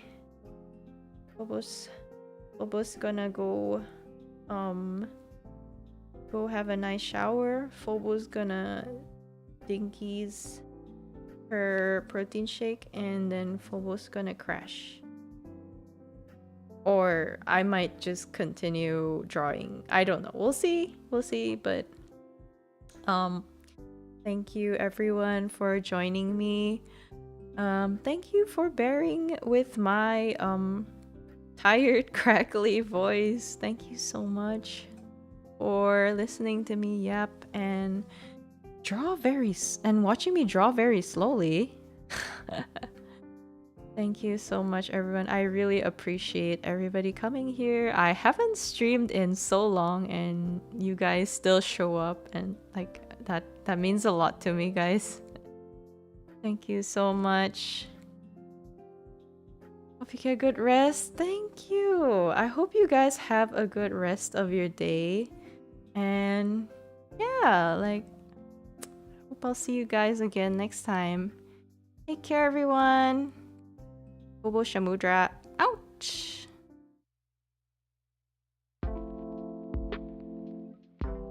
Bye, guys. Thank you.